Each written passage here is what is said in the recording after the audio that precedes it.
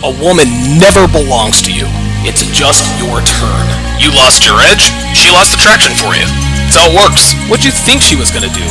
Tell you she cheated? Men cannot afford to get complacent in relationships. Get your fat ass off the couch, start lifting weights and learn game. You're welcome. And now your man, Donovan Sharp. What's up, guys? It's your man, Donovan Sharp, and welcome to the 1205th edition of TSR Live, your daily dose of, oh, wait a minute. Toxic masculinity, misogyny, and small dick energy. Nope. Give me a second. I can't seem to hear my... Nope. I can't seem to hear my sound effects, but it is what it is. I ain't tripping. At least not yet. There we are. Nope. Ah, there we go. Good. Good stuff. All right. Very good. You know, it's interesting. Without the... I feel kind of weird without the music momentum to push me into this thing. But what's up, guys? It's good to have you guys in today. It is Monday, November 24th of 2025. It is good to have you guys in today. Got a great show in store for you guys. So looking forward to doing this. I know a lot of you guys wanted me to.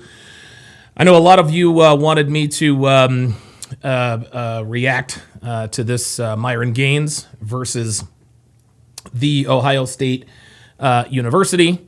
And so we will be getting to that very, very, very, very shortly. But as you guys have probably already noticed, if you guys follow me on not necessarily Instagram, because the only things I put on Instagram are like shorts and reels and stuff. But if you are in my Discord, and if you're paying attention to this hat, we, Devin and I, we spent a fantastic weekend down in Las Vegas for the 2025 Las Vegas Grand Prix. You guys know Devin and I, we are huge Formula One fans. We have been for a few years now. Her favorite driver is Max Verstappen. My favorite driver is Lando Norris.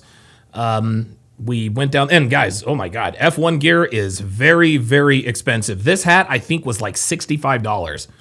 This is a $65 hat. Devin bought a hoodie. It was like $169. I bought a vest that was $174. I'll probably be rocking that on some episodes. But and listen, it was a fantastic experience. Just being down there, it was like this was a global event. Like this to me was a Super Bowl level event. We had people from all over the world, man. All over the world. We're all there for one thing. And it was really, really cool just to be a part of the spectacle. However, I've always had a profound respect for racing drivers. Always have, always will. What these guys do, it's incredible. It's insane. But the video, I'm just going to show you guys a video, okay? I'm going to show you guys a video. As you guys can see on the video, this is a cell phone video, and you know me, guys. I'm not. If you guys want video of the race and the cars and all that good stuff, you can go to Instagram. You'll see all kinds of stuff. What Devin and I decided to do, and this is what the picture that you see, the video that you see, this is qualifying. This is actually qualifying. Devin and I, we didn't have tickets for qualifying, and it was raining anyway. But Devin and I, we went downstairs, and as you guys can see, the track is feet away. Guys, I can't explain to you. Like, guys, the speed and the power of these machines, I wasn't ready for it. It was like nothing else I had ever experienced it. And I'm not talking about visually. Listen, we've all seen things go fast, right? And as spectacular as it is to see cars whizzing by at 200 miles an hour, that's one thing. But to feel and hear the speed and the power, it was life-changing. It was guys, you could feel the downforce. These engines, dude, these power units are so loud, it drowns out all the noise. And you can still hear the tires pressing against the street. It was, guys, I'm telling you, it looks and sounds different on TV. But when you are there up close and personal, let me just play you this video, because this, and even this video is not going to do it justice, but I just want you guys to, and by the way, you're going to see some spray because it was raining. It's just insane. Just watch. Listen.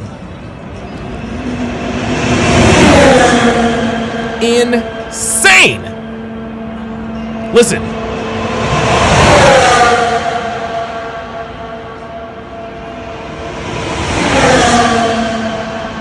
Dude, it was guys, I am here to tell you, this is a video that this was my reaction. This is my reaction right after. Listen. That sound is deafening. Can you imagine being in the cockpit? Oh yeah. Guys, dude. And you guys heard my comments. Can you imagine being in the cockpit of one of those things? And I want you guys, I just want you guys to.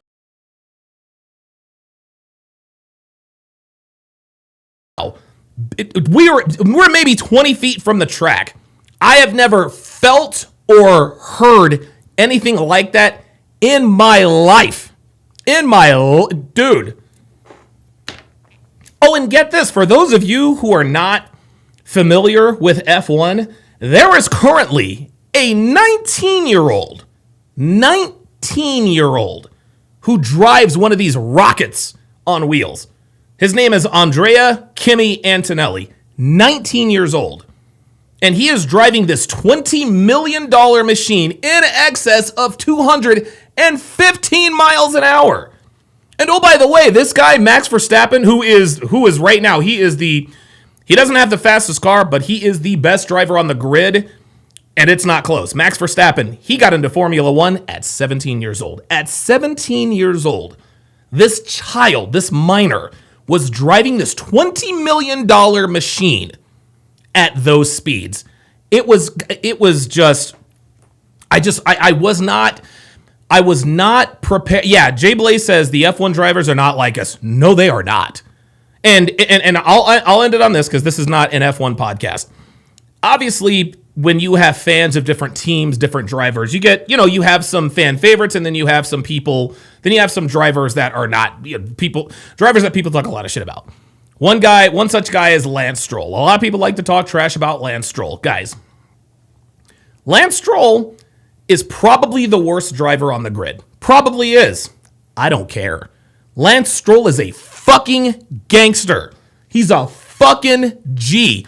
Anybody who willingly gets into one of these rockets on purpose and does what we just heard deserves everyone's respect.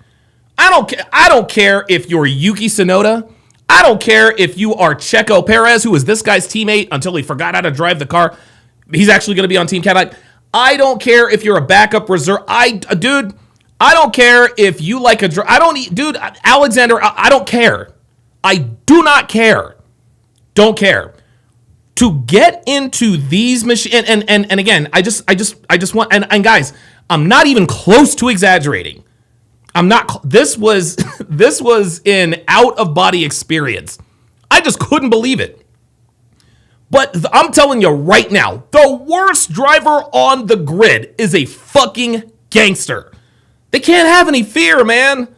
Can you imagine racing someone at those? Not to mention, it's open wheel. It's an open cockpit. There's G-forces with the... I don't care. I will never... Dude, I don't care how bad a driver is. I will never talk trash about an F1 racing driver ever again for the rest of my life. What these dudes do, dude, this is dangerous stuff. I can't even imagine getting into a wreck. Oh my God. It's insane. It's absolutely insane. So, not that I didn't have a profound level of respect for these guys before my trip to the F1 Grand Prix, dude. And even being in the stands and watching the cars, that doesn't do it justice. No, you need to be to see and feel and hear and experience the power of an F1 machine. You got to be where the marshals are. You know, the guys in the orange suits that are literally right on the track. It's unbelievable. I've never seen or experienced anything like that in my entire life. It was unbelievable. Jay Blaze says Max Verstappen, I believe, has a woman way older, though. Yes, he does. So Max Verstappen, just a little bit of racing history. So Max Verstappen is married to Kelly Piquet. Now, Max Verstappen is 27, I think 28 years old. I think Kelly Piquet is 36. So she's quite a bit older than he is, which is whatever. I don't care. Right. This guy is the 4-time reigning. He's a quadruple world champion. If things break the right way, he could be a 5-time champion, the first 5-time consecutive champion in F1 history. It's going to be tight. It's going to be tight because a lot of things have to break right. In other words, Lando Norris has to finish, I think, P4. He can't finish any higher than P3 in the sprint or any of the 2 Grands Prix left. But if anyone can do it, if anyone can come back from where Max is, it's Max Verstappen. This dude, he's the best driver on the planet. But Kelly Piquet is the daughter of F1 champion Nelson Piquet. Nelson also has another daughter, and I think her name is Julie Piquet. She is also married to a racing driver by the name of Daniel Suarez, who drove, I think this year, I think he drives for Trackhouse Racing. His teammate is Ross Chastain over at Trackhouse Racing. A couple of young guys with a NASCAR team. So Nelson Piquet, racing driver, had 2 daughters who married racing drivers. There you go. And listen, man, Max can have, and Max is not a looker. Max Verstappen is very, very fortunate that he is a racing driver. But the funny thing, it's weird. It's funny because the more you learn about a man, the more attractive he becomes. But the more you learn about a woman, the less attractive she becomes here in 2025, right? Because if you were to look at Max Verstappen and not know who he was, he's not a looker. He's Dutch, and he's got these fat lips, and he's got these squinty eyes, and he's got these funny shaped ears, right? Not a very good looking guy. But I guarantee you, every single woman would absolutely give it up for Max if they knew who he was. That's just how it is. That's just how it is. Max Verstappen, he's with an older woman, which is fine. I don't care. It is what it is. He got a woman in the racing family. And all of these guys, they date supermodels. None of these F1 drivers are dating Instagram models. They're not dating thoughts. Okay. You don't hear, it's interesting because I follow F1 very closely. You don't hear anything about Yuki Tsunoda's girlfriend posts a hot selfie on Instagram. Liam Lawson's girlfriend smolders the internet with a bit. No. No. These girls are fit, feminine, friendly, and faithful. You better fucking believe it. And I would even go as far as to say, before these dudes get with these girls, I think the FIA, I think F1, I think they screen these girls. I think they do. They're paying these guys. Max Verstappen makes $65 million a year. $65 million a year. Charles Leclerc makes $20 million. Lewis Hamilton makes $60 million. They have millions invested in these dudes. The last thing the FIA or these Formula One racing teams wants is these drivers' heads being twisted and upside down over some drama with their women. Okay? You can play basketball dealing with drama because if you have a bad game, maybe your team loses. Okay? You can't, when you are in the cockpit of an F1 machine, you can't be thinking about your girlfriend on Instagram. No. Every one of these women is in, Pierre Gasly's woman, Charles Leclerc, every one of these bitches is in pocket. They're all beautiful. They're not, look at me, very light makeup, very demure, very humble, sitting in the garage with their headphones on. That's what these girls do. I think the FIA screens these bitches. I think they do. That's the only reason why we don't hear about these bitches and baby mamas and No. These dudes don't date regular chicks, okay? These dudes date the creme de la creme. Straight up. Because Anthony Edwards has 5, 6, 9 baby mamas. If he's having some baby mama drama, he might go 2 for 12, right? He might miss a couple of free throws. Nobody hurt. But if you've got some shit in your head going 212 miles an hour, dude, if you have a bad day at the office in F1, motherfuckers die. People die. Jules, what's his name? Jules God, what was his name? I think his name was Jules Bianacci. Antoine Hubert tragically passed away. Oh, dude, Antoine Hubert's death was terrible. And then, of course, the most famous F1 death was in Bologna, Italy, back on May the 5th, I want to say, of 1994, the death of arguably the greatest driver in the history of Formula One, Ayrton Senna. He died on a turn. It's very, very easy to see why these dudes die on the track. You can't, dude, I'm telling you right now, you can't be distracted with who your woman is WhatsApp messaging to or Snap. No. I guarantee you they tell these girls, all right, check this out. Check this out, Alexandra. Okay? If you're going to date Charles Leclerc, if you're going to date who they call the other Prince of Monaco, we can't stay the fuck out the press. Stay the fuck out the press. Don't talk to niggas who ain't Char. Don't be seen at the club. Don't be seen at the bar. Don't be taking mirror selfies. Don't be showing your ass. Don't start an OnlyFans. No.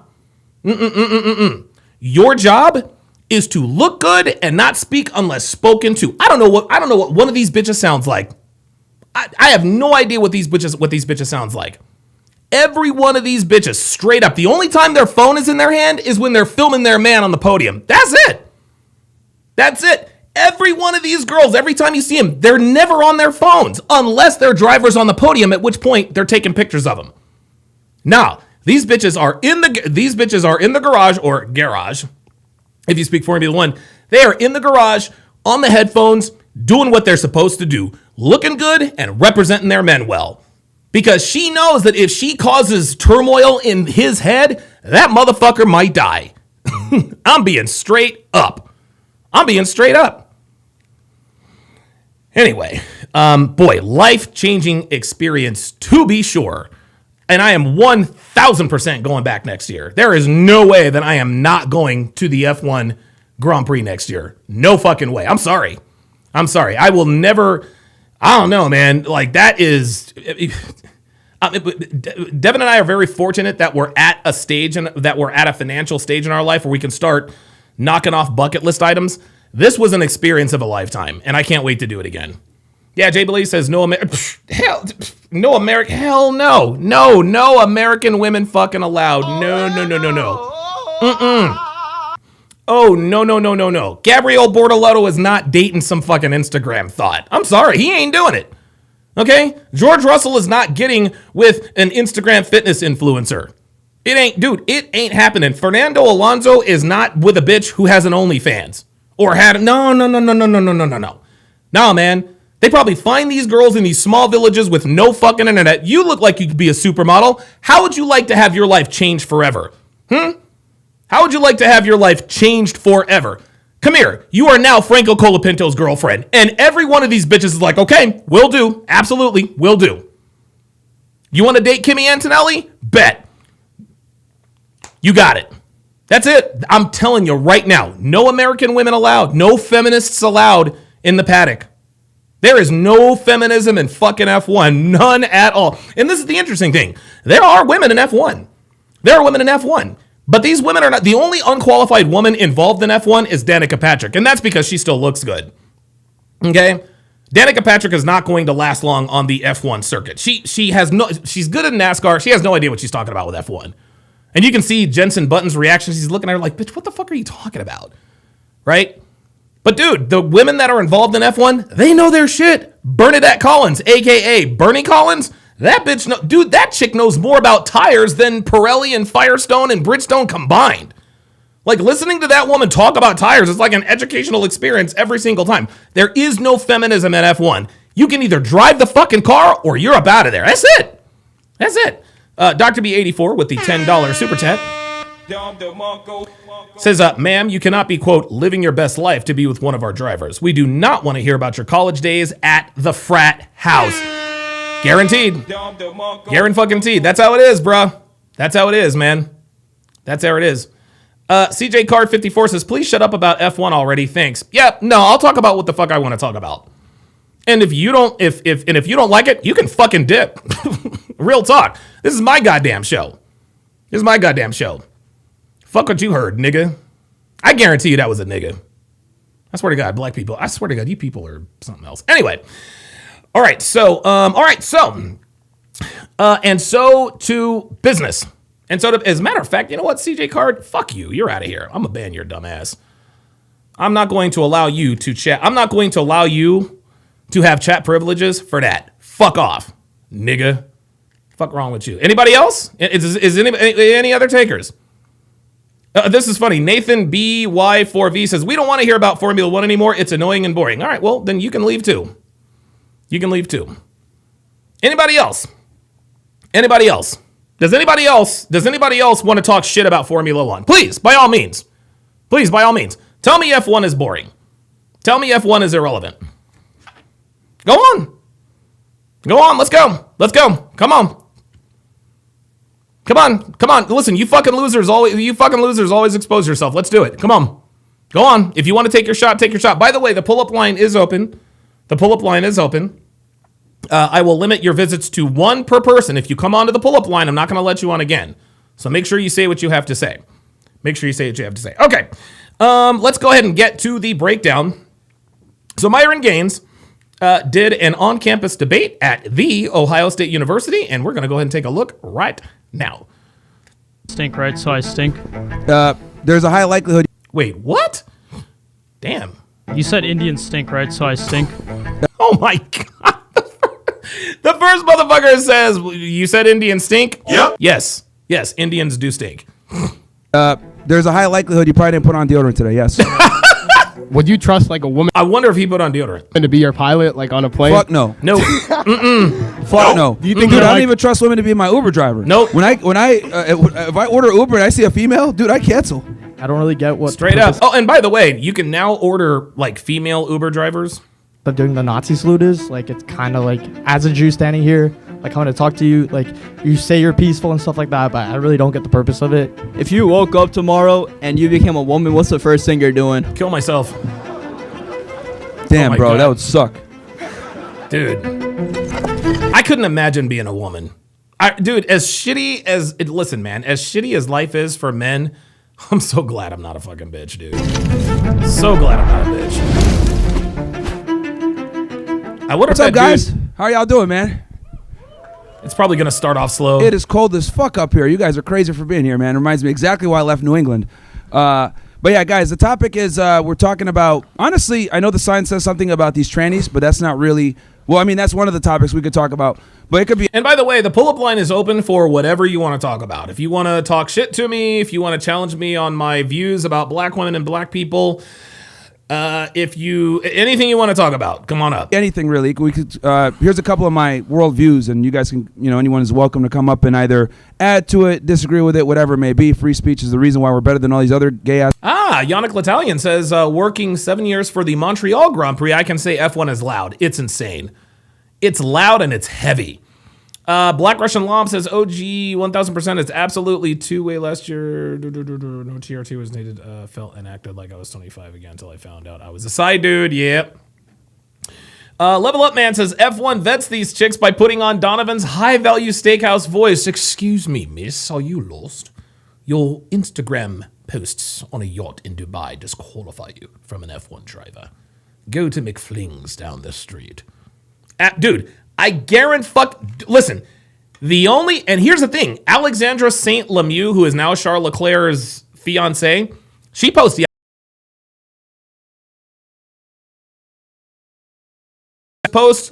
pictures of them with their fucking men. Please believe. Countries. So, number one, women are stupid. Number two, Jews have way too much fucking power in America, and we need to curb that. Yep. Number three, black people commit too much goddamn crime, given the fact that they're only about 6% of the population when you account for the males. Yep. And by the way, make sure you guys go and check out Pearl's Black Fatigue panel yesterday.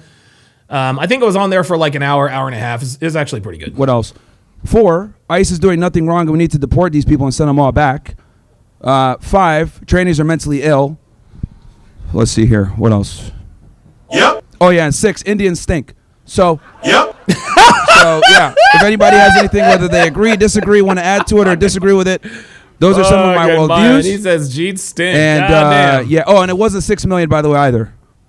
Ooh, uh-oh. It wasn't 6 million. I wonder how many it was. 271K at best. So yeah. Wait, how much? Wait, hold on. He said how many? 271K? 271K at best. Okay, look. As far as what he is talking about, the events that transpired at Auschwitz, listen, whether it's 6,271K, that was bad. Like, dude, like, seriously? Like, look, man, look. Anytime one man is responsible for the deaths of over 250,000 people, that's a lot. So yeah, anyone want to come up? Under 200K, whatever. I don't care.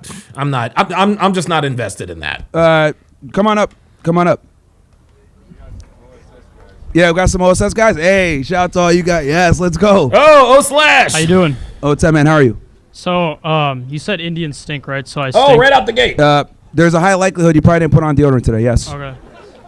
Yeah, I don't really have a problem. I don't consider myself a liberal. I believe in things like free markets and. Here we go. When someone says, I don't consider myself a liberal, what does it mean? It means they're a liberal. Every single time. It's the same thing as a woman saying she's not a hoe.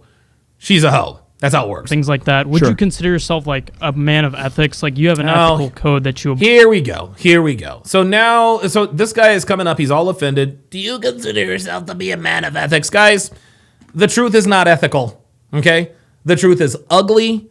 The truth is uncomfortable. The truth rubs people the wrong way. Fuck ethics. I don't give a fuck about ethics, man. In conversations like this. Because what this dude is trying to do now is he's trying to call Myron a non-ethical man. Myron is the most loyal. Myron is probably one of the most upstanding people I've ever met in my life. He is the epitome of ethical. He's ethical. He's loyal. He's disciplined.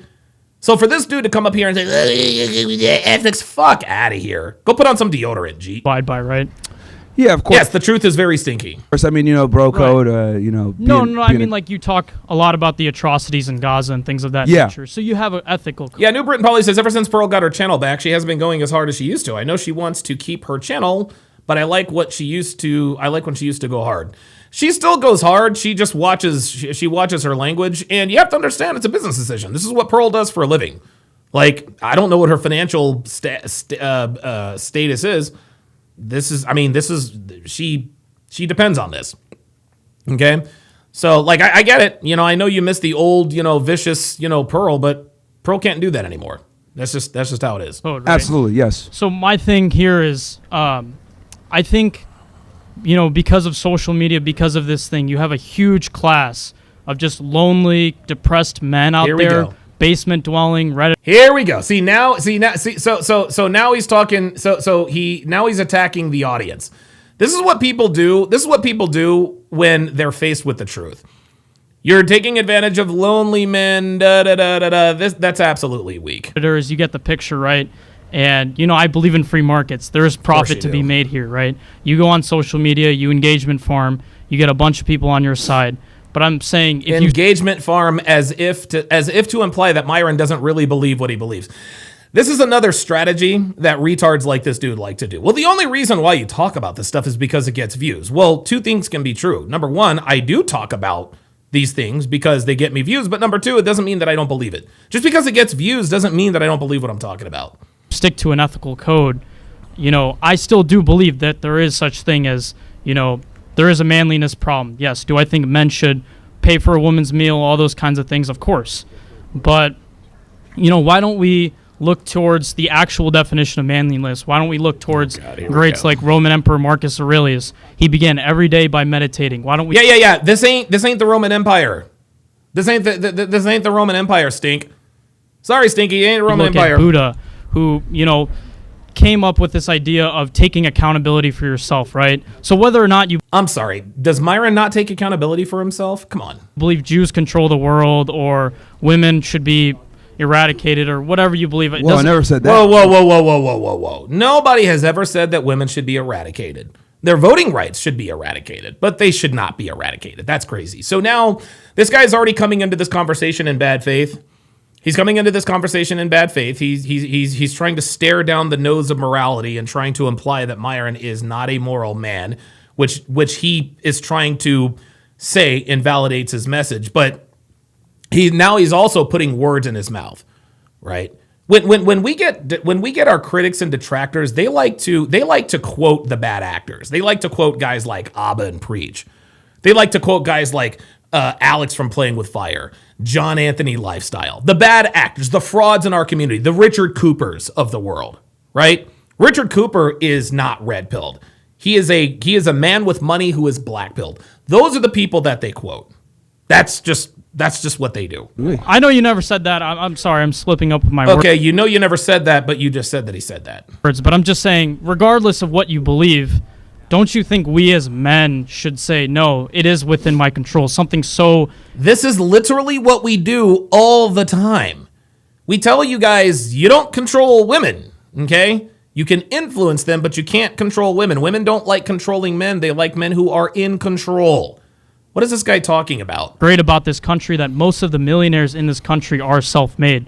So my question is, it's like, you're funding... Yeah, Heretic says, in his audience, a bunch of dorks with money. Exactly. Dude, Richard, I can't stand Richard. I can't stand that fucking idiot. You know, this theory that a lot of males subscribe to, putting blame on other things. And I'm not here to debate whether or not that's true. So why are we talking about it then? I'm just saying we as men should take accountability for our own actions.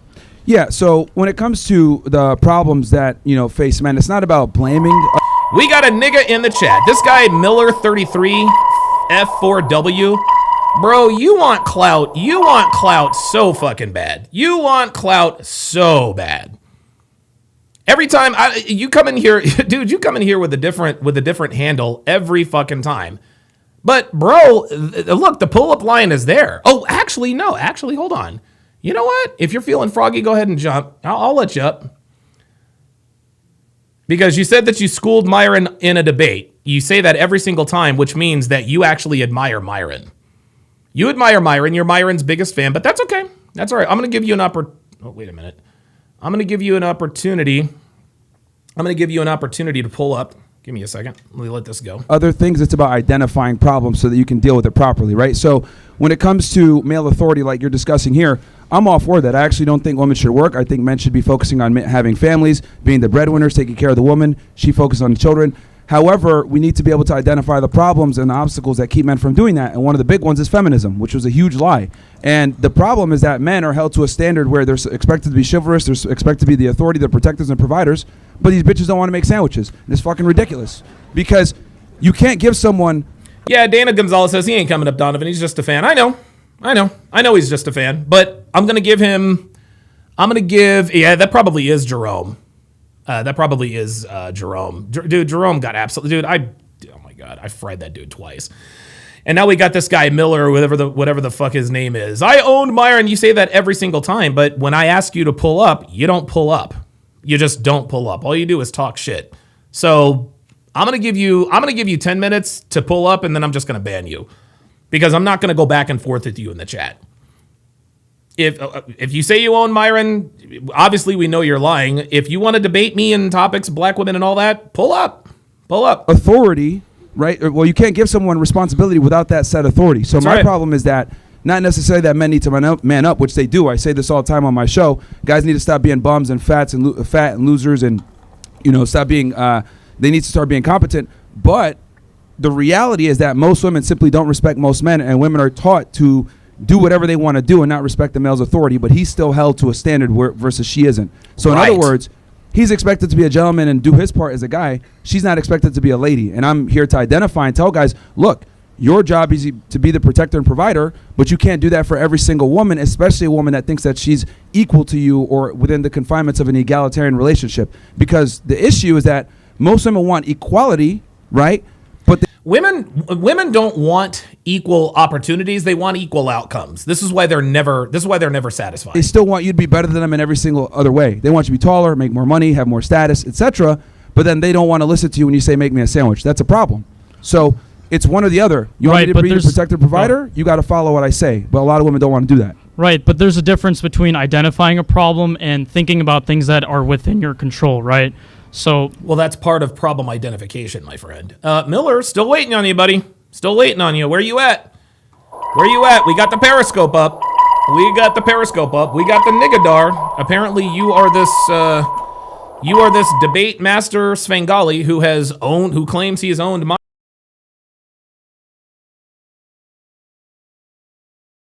he nonstop talk about that. I mean, you look at statistics all over the world. Who are the happiest people? It's not the people on social media. It's not the people who are making Jewish conspiracy theories or whatever the case is. It's the people who are only focused on what they can control. And I think your rhetoric is, okay, yeah, women are a problem, women are to blame, but most of your audience, Well, the feminism people, is one of the main problems. sure, feminism, whatever, but I'm saying the most people who are on your Rumble, watching and just spamming W's. Miller said, I'm Jerome, but I was blocked for no reason. I was having audio issues and got blocked. More excuses. More excuses, Miller. Bro, Miller, just say you're scared, dude. Just say you're scared. Man, just create another account and then come up. The solution is simple. If you really want to come up and talk with me, discuss or debate or whatever the hell you call it, create another account and come up. You know what? Actually, you know what? I'll give you two. You know what? I'll tell you what, Miller. We're gonna expose Miller. You know what I'm gonna do? I'm gonna put the alternate. I'm gonna put in the You know what? I'm gonna create. As a matter of fact, hold up. I'm gonna do this right in front of you guys. I'm gonna create another studio. I'm gonna create another studio. I'm gonna call this hashtag #PullUp2. Very nice. Reusable audio. Very, very good. Because if you are blocked, this is a brand new stage. This is a brand new studio. So now there are no excuses. I was blocked. I had audio issues. It's all nothing but excuses. So here you go, Miller. This is it. That's the new one. Come on. Let me put this in here.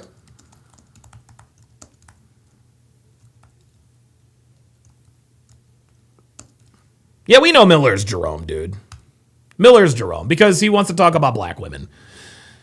I might actually bring up you want to know something? I know a lot of you guys are probably wondering why Jerome is so mad. I might actually find the video and you guys will be legitimately, yeah. They're the one, how can you identify a problem, fix a problem of feminism when you yourself are a basement dwelling, kind of low life bum who doesn't really contribute anything to the economy? Well, no, that's a good question. That's precisely why I do my Money Monday shows. That's why I do my Womanizer Wednesday shows. That's why we do call-ins where people can ask questions. Do you see how this guy is smiling? The reason he's smiling is because he knows that Myron has just successfully rebutted his question. He has successfully parried his weak attack. Oh, they're a basement dwelling. Like, this guy is stuck back in 2017. Like, this guy is using, and look at his face. He knows he's full of shit. This guy is using insults that they've used about this community from like 10 years ago. You live in your mom's basement. You're an incel. You have Cheeto dust on your fingers. All you do, bro, come on, man. Like, it's 2025. Let's update our rhetoric. Questions because it's not enough to just identify the Where you at, Miller? problem. We also Miller, if you don't come up here in 5 minutes, I'm gonna ban your dumbass. And every time you come up, I'm gonna ban you because at the end of the day, you're a cowardly ass Negro. That's what you are. I owned you before, and I'll own you again. teach guys this is how you make money. This is how you invest in real estate. This is how you invest in crypto. This is how you invest in index funds in the stock market. Go. So we look at him smiling.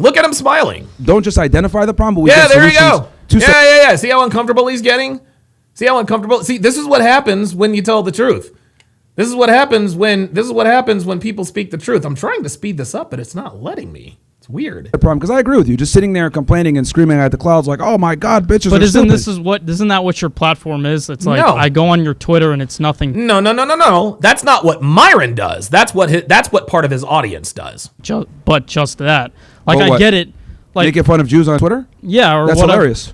Yeah, I Thank you. understand it's hilarious and it makes you a lot of money, but I'm saying from an Actually, I'm ethical- demonetized on Twitter. Okay, it doesn't matter. There's money, there's revenue coming in. So I'm saying from an ethical standpoint, I understand there's profit to be made. Trust me, I love free markets.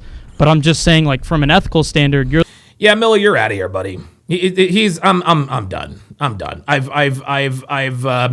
I've given you ample opportunity. All you do is talk. You're a nigga. That's what you are. the one who's calling out the atrocities in Gaza, Yep. but you're mobilizing a community of people who are kind of just down on their luck. They have nobody but to blame but themselves, and there's just zero accountability. I think that's a huge problem in America. There is zero accountability in men. If you watch my content, not just the ones where I have girls on or me talk the political stuff, I tell guys all the time, you got to get in the gym, you got to be competent, you got to stop being a loser, stop crying, stop complaining. Well, I'm actually way harsher on men than I am on women, especially when I do my call-in show and they say, hey, this is where I'm at. But then how come your poster is not men need to take accountability? The reason why, because everyone is always telling men that we need to take accountability. The world tells men that we need to take accountability. Everybody does that. That's why the red pill exists. Because the world, people all the time talk about, well, you guys talk about black fatigue all the time. Why don't you talk about white fatigue? White fatigue has been talked about for decades. They just didn't call it white fatigue, right? This is why black people get away with open and naked racism. It's because of the quote unquote white fatigue. They just didn't give it a name. But this guy is, well, why don't you hold men accountable? We do hold men accountable. But so does the world. Instead of transgender as a mental awareness, right? You're appealing to these dog whistles. Like, I'm supposed to be here, right? You're supposed to say, oh, there's a high probability I didn't put on deodorant. Well, you know what I'm saying? It's for true. you, Kind of, yeah. yeah, and it's funny and it gets engagement. For you, I'm supposed to. Yeah, it is funny and it gets engagement because it's true. But I would really like to know if this guy put on deodorant. I really want to know if this guy put on deodorant. Make a scene. I'm supposed to get all mad and get on my high horse so there's engagement to be made. But I'm not doing that, right? I'm presenting you an argument, and you kind of deflect here. You're deflecting. No, I'm not deflecting. It's that you're just speaking from a position where you're not totally aware of the type of content I make. You're saying, hey, look, why don't you put more accountability on guys? And I'm here to tell you I do. Literally, I do. We just did a Money Monday the other day talking about how to pull your budget and make money. Yeah, this guy. Yeah, somebody said it in the chat. This is the type of dude who just he's basing his opinion on clips, TikTok clips. That's all this dude is doing. You can always tell these guys do this. And keep from being a brokey. And we literally did a whole show on that. Spent like almost 2 hours. It's just that stuff doesn't go viral, right? That stuff doesn't go viral. The stuff that he's talking about, that's the stuff that goes viral. Panda Trucker has gifted 10 Donovan Sharp memberships. At Rebel by Choice, at Sire G Bullum, at Simply Rose, at JT47GH, at Bet All Young Attractive 644, at Kyle Curtis, at Brandon Nesbitt, at Danim 7876, at Grand Shy 8611 to welcome them to chat privileges. Let's go ahead and do a chat-wide age and location check. Hashtag where you at. This is how communities of like-minded men are formed. Let's continue. My self-help stuff doesn't go viral. It's me talking about other things that go viral, but I absolutely do present all that other stuff because I agree with you. Identifying the problem simply isn't good enough. You must come up with solutions, but the problem is that solutions don't go viral. But I make a lot of different content. I do true crime, geopolitical stuff, everything, but the stuff that goes viral is Is this guy reading a cue card or something? Like the cultural stuff, unfortunately. But what would you say about, statistically, people who exhibit levels of prejudice, people who are hateful people? Yeah, we can't control what our audience does, my guy. Okay? I can't control what my audience does. I can't.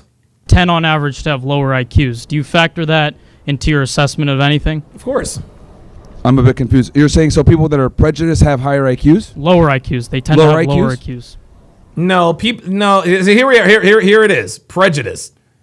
Prejudge prejudice. Prejudice is pattern recognition. Yeah, and King Life says he keeps moving the goalpost. Yeah, this is crazy. I mean, do you think it makes any of your fans money by going around and claiming dancing Israelis when most of us were born past 2001? About? The war in Iraq is kind of over. This guy's all over. And all these sort of things. It's like this guy's talking it's about. just. Oh, you really don't watch my content? Yeah, he doesn't. He doesn't know anything. This guy has no idea what he's talking about. I don't watch your content because I wake up in the morning, I do my work. No, that's fine. Oh yeah, I don't watch your content because I have better. He's telling I have better things to do. Yet here you are talking to this man about his content. Do you watch his content? Do you really know what this guy is about? Or are you, again, just responding to the viral clips you see on Instagram and TikTok? That's what this dude is. This guy is an Instagram and TikTok junkie. He wants to talk out of both sides. Well, your content says this and that and the other. Myron's like, okay, well, You don't watch my... Well, no, I don't watch my content because I have better things to do. Clearly, you don't. Right, class, but the I thing take is like, notes. I just love how you're like making all these like assumptions and you're totally wrong. That's actually the contrary. I tell people all the time, hide your power level. Don't talk about this shit when you're at school. Don't talk about this shit when you're There at you go. work. Don't mention anything when it comes to dealing with women or Jews or anything, because I don't want people to get in trouble for this stuff, right? It's cost me millions of dollars. But talking about these topics. how does me So I don't want believing people that getting in Jews trouble. control the world, how does that help me with my goal? How does that? Well, you need to understand the power structure of the United States. If you Thank don't you. understand who rules over you, then how are you going to figure out how to get power? Like, There you it's go. very important to understand who runs our government, how they run it, why they do the things that they do. And it's only probably within the last 2 years or so that people have woken up to Jewish power and Jewish supremacy in the United States, where it's getting us involved in a genocide that's been documented in 4K. I've been talking about this stuff before Gaza, right? But obviously that got That me stuff demonetized and doesn't got go, yeah. create a whole bunch of problems. Yep. But it's good now that people are finally seeing where our tax dollars are going, and they're seeing how it's manifesting, and it's manifesting in bombs over kids. So that's why I think it's important for people to understand, because if we want to change the structure, we need to identify the problems with the structure and then put those people in positions of power. But they're not going to get those positions of power if they're running around saying, it's the Jews. Like, no, we got to hide our power levels, acquire power, and then take our country back. All right, I don't want to take too much of your time, but I really wish that you could just level with me, kind of put down the character, and actually understand. Now he's accusing Myron of not being who he is. Put down the character. That's all this guy wants to do. This guy's overarching message, when he says put down the character, he is implying that Myron is not the same off camera. Myron is the same. We are all the same off camera. Praetorian Guard with the $5 super chat says this guy isn't a liberal. He is worse. He is a woke right person. He is like that dude who wanted to go back to the Matrix and eat steak and knew it. Yeah, exactly. What goes into it, because Yeah, I'm the same guy on and off camera, man. I don't know what really to say here. Like, it's just, it is what it is. I just See, don't. no, Told but you. I'm saying it's just like a politician. There's a profit incentive to be made. See, again, this is what this guy is trying to do. He's trying to do two things. He's trying to tell us three things. He's trying to low-key insult Myron. You're not a moral man, number one. Number two, you're just playing a character. Number three, the only reason why you talk about these things is because it pays you money. You have a large fan base of people. Mm-hmm. They're on their Discords. If my goal was to even make money, this is the stupidest way to make money, by the way. Thank you. I don't think so. You're It's making absolutely great. the dumbest way to make money. No, bro. No. Yeah, there it is. There it is. This is the dumbest way to make money because this stuff gets banned and demonetized all the guys. The only reason why I'm still monetized is because I'm irrelevant. Okay? I am completely irrelevant. I have never gone viral. Ever. I'm one of the lucky ones, man. I'm one of the lucky ones. I'm actually, and it's interesting. Kevin, I knew Kevin, Pearl, and Myron before all of them got big, right? And I can freely admit that all three of these people who eclipsed 1 million subscribers, total followers, whatever, they're all better than me at this. Pearl is a lot better than me at this. Myron's better than me at this. Kevin was better than me at this. Okay? And the proof is in the pudding. I am still monetized. I can still get super chats. I can still make ad revenue. It's because I am irrelevant. Okay? But I don't make nearly as much money doing this now as I once did. And Myron is right. This is a very stupid way to make money. But dude, if I want to make just money that's I would be a motivating. progressive. Now it's not just money that's motivating you. So we're moving the goalpost again. It's If not I money wanted to that's make just- money, I would be a progressive. I would, talk about feminism being great. I'd be taking a leftist approach to anything because the problem is that when you're a conservative, especially someone like me, you get banned, you get censored, you get, demonetized. So, I truly do believe this because I've lost millions of dollars doing it, and that. Yeah, but I mean, whatever it is, it could be money or fame. But like I said, for example, Hakeem Jeffries came here last semester. The only people in his audience were just well-to-do white people. You have a very, very potent and concentrate, fan base that Yes, because Myron speaks the truth, my is guy. willing to ride or die for you. That's really powerful. Yeah, because we're all tired of the faggotry. That's why. Thank you. Thank you. That's what it is. We're all fucking tired of ingrates like you. Literally tired of the faggotry.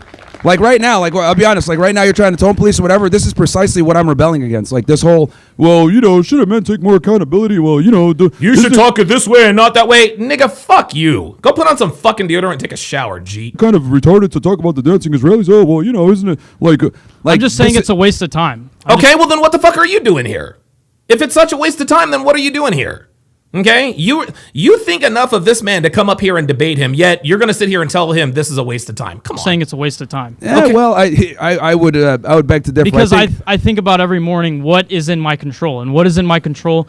And we don't? Going to class, making money, taking care of my family, those sorts of things, right? Sure. I'm not going to gain any profit. I'm not going to gain any like enlightenment or anything like that if I'm on my Twitter. Okay, well then stay off Twitter. Stay off Twitter and stay off, stay off TikTok. Just looking at a bunch of like, Jewish conspiracy theories. That's Okay. That's my well, not really conspiracy theories. They're true. Okay, but I'm telling you, like they're 100% my true. argument is if I don't really care if or not it's true. That's not my argument. I'm just saying it's just a waste of time. Okay, so then what are you doing here? If you think that this is such a waste of time, then why are you standing here trying to debate Myron? And if you want to maximize your time, Oh, here we are. Here we go. Now here comes the advice. They do this with Pearl. They did this with Kevin. They do this with Tommy. Well, if you really want to maximize your time, if you want to broaden your audience, if you really want to be successful, you should do it this way. Dude, you are a stinky nobody. I think it's more important to wake up in the morning, acquiring stay disciplined. acquiring knowledge on female nature and how to navigate the dating marketplace so that you can pick the appropriate wife so she doesn't ruin your life is a waste of time. Figuring out how the United States is run and who actually funds it and who's behind everything is a waste of time. I would disagree. I think that's extremely important and pertinent to people, especially young men.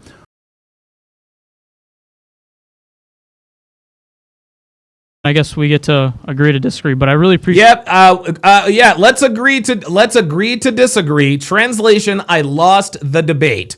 That's what it is. When somebody says we'll agree to disagree, you are conceding. Appreciate you No talking worries. to me. Yeah, no You problem, have a man. good rest of your day. You too, man. Take it easy.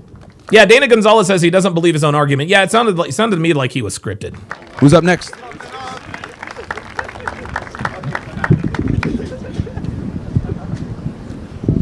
Yo. Hey, how are you, man? What's up, man? How are you? I'm doing well. I am just like coming across you right now, so I don't really know a lot about you. Oh my God! Here we go. Now listen. This is what bitches try to do. I'm sorry, what was your name again? Oh, I don't know who you are, yet you thought enough to come up and talk to him. Give me a break. Is this partially joking around, or are you serious about all the claims that you've made? Here we go. See, once again, this is somebody else trying to say Myron is playing a character. Are you really just doing this for the clicks, or is this really who you are? Stop it. Because if you didn't know who he was, you wouldn't be asking him this question. Give me a break. Which one in particular? Like you said earlier that like women are stupid. Yes. They are. Women are stupid. They are. You're serious about Yes, it? Okay. we are dead ass Yeah. serious. Do Yes. you have women in your life? Of course. Of course. Yeah. Well, I do too. No, like I have a mom. I have I have a mom and I have sisters, but guess what? My mom and my sisters were sluts. Okay? Just because people are related to you does not mean that you can't tell the truth about them. No, I have a beautiful mother, right? Yeah, I'm and sure. she's extremely intelligent. Yeah, I'm she's sure smarter she is. than I am. Yeah, great. Congratulations. I grew up in a large family, and I had two sisters, and both of them are extremely intelligent, smarter than I am, right? I have a younger sister who is studying like biochem at University of Tampa and doing extremely well with that. Great. So how can you make this broad generalizing statement that women are stupid? Like, is it... The world operates in generalities, my friend. And just because a girl is a biochemist or is in school for something does not mean she isn't stupid. We got a lot of people with degrees walking around with degrees who are as dumb as a box of fucking rocks. Are you not talking, like, help me to understand. Yeah, so like when I say that, what I'm talking about is like feminism was a lie. Yeah. And a lot of women are stupid for buying into it because it creates a lot of problems. Yeah. Well, wouldn't you agree? And women are stupid, bruh. They're dumb. For example, I'll just give an example of a lie that men have bought into, right? Sure. Like, I think pornography is a lie that men have bought into, right? I agree. I think pornography is very bad. Yeah. Pornography is not a lie. It is bad though. What are we talking about? Pornography is bad. This guy looks like he might have Down syndrome. Yeah, it's terrible. And a lot of guys use it, and they use it a tremendous amount. From your logic, I could say that men are stupid, men are retarded. No. Men are not stupid and retarded for watching porn, okay? Men are smart for watching porn, Okay? You want to know why most men watch porn? Because most women aren't approachable. Okay? Watching porn, that satisfies a biological desire. Okay? Women do dumb shit that they have. Men, we can't control our biological desires. Okay? We have to have sex. We have to have some sort of sexual release. And when we can't get it from an actual woman, they get it from a screen. That doesn't make him stupid. That just means he adapts. Porn saves lives, gentlemen. You think that's fair? Yeah, absolutely. I would argue that most dudes are retarded, but here's the difference. Yeah. Men get told that they're stupid, women don't. Oh! As a matter of fact, Gotcha. There you go. There it is. that you're even up here talking to me right now and you're so triggered by it proves my point that women never get told that they're stupid. Yeah. Because you felt the need to come up and defend it because that's how rare it is to hear from a guy saying, yeah, women are retards. No. I do think I do feel like a desire to defend that, and I don't know. But that's what I'm trying to explain to you is that because you said, oh, well, men are stupid too, right? And I was like, yes, but the difference is no one gives a shit if I say men are retarded. People only care when I say women are retarded. Yeah. So much so that you came up to defend them. No, I don't know. And not just you, many other people too, of course. You and I have extremely different experiences. Yeah, of course. I've had experiences with women, my friends, my sisters, my mom, where we're able to have conversations, and I'd like to believe that I can point out some of the bullshit that they're on, and they can point out a lot of the But bro, you don't point out, no, I'm sorry. He said, I'd like to believe that I can, no, bro, you aren't calling your wife, you're not calling your mother or sisters out on their bullshit. Don't you stand up here and lie to the American people with your, dude, this guy has weak body language, he has a weak voice, he sounds like a woman, he's acting feminine, but he expects us to believe that he calls women out on their bullshit. Yeah, you call women out on their bullshit like Akash knows how to put a bitch in her place. Yeah, nice try. Panda Trucker with the $5 super chat says, saying I have a mom/sister, etc. sounds awfully similar to I'm not racist, I have black friends. Oh boy. I'm not racist, I love niggers. Dr. B84 with the $10 super chat says, even women with science degrees can, quote, live their best life. Ask me how I know. bullshit that I'm on, right? I mean, men and women, we're different, and that means we have to talk to each other in different ways to some degree, right? Yeah, men are superior.